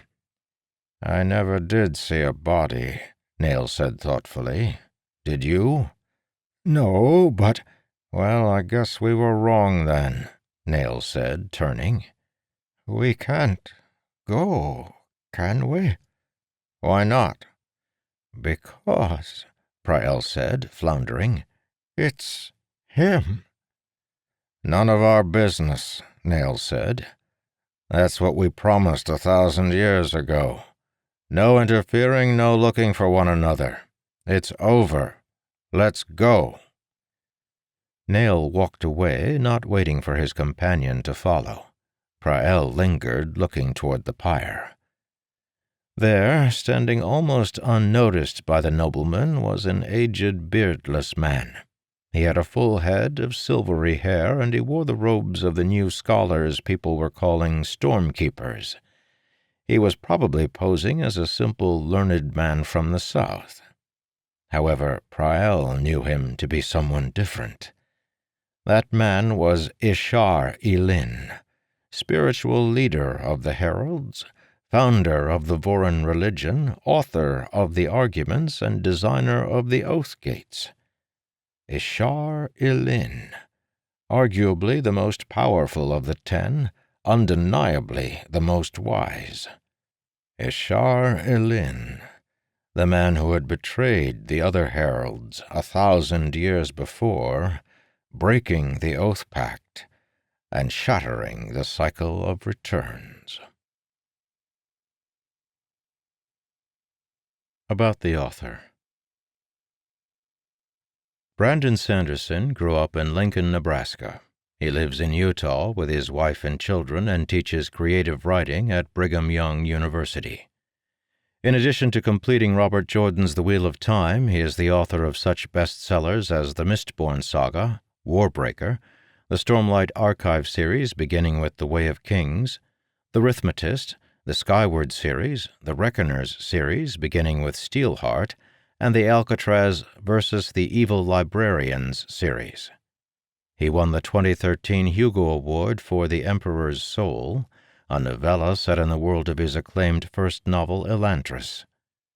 For behind-the-scenes information on all his books, visit brandonsanderson.com. This concludes The Way of Kings Prime by Brandon Sanderson, read by Michael Kramer and Kate Redding. Post-production by Eric Sinistvedt. Produced by Dragonsteel Entertainment. Copyright 2021. Text copyright 2020. All rights reserved.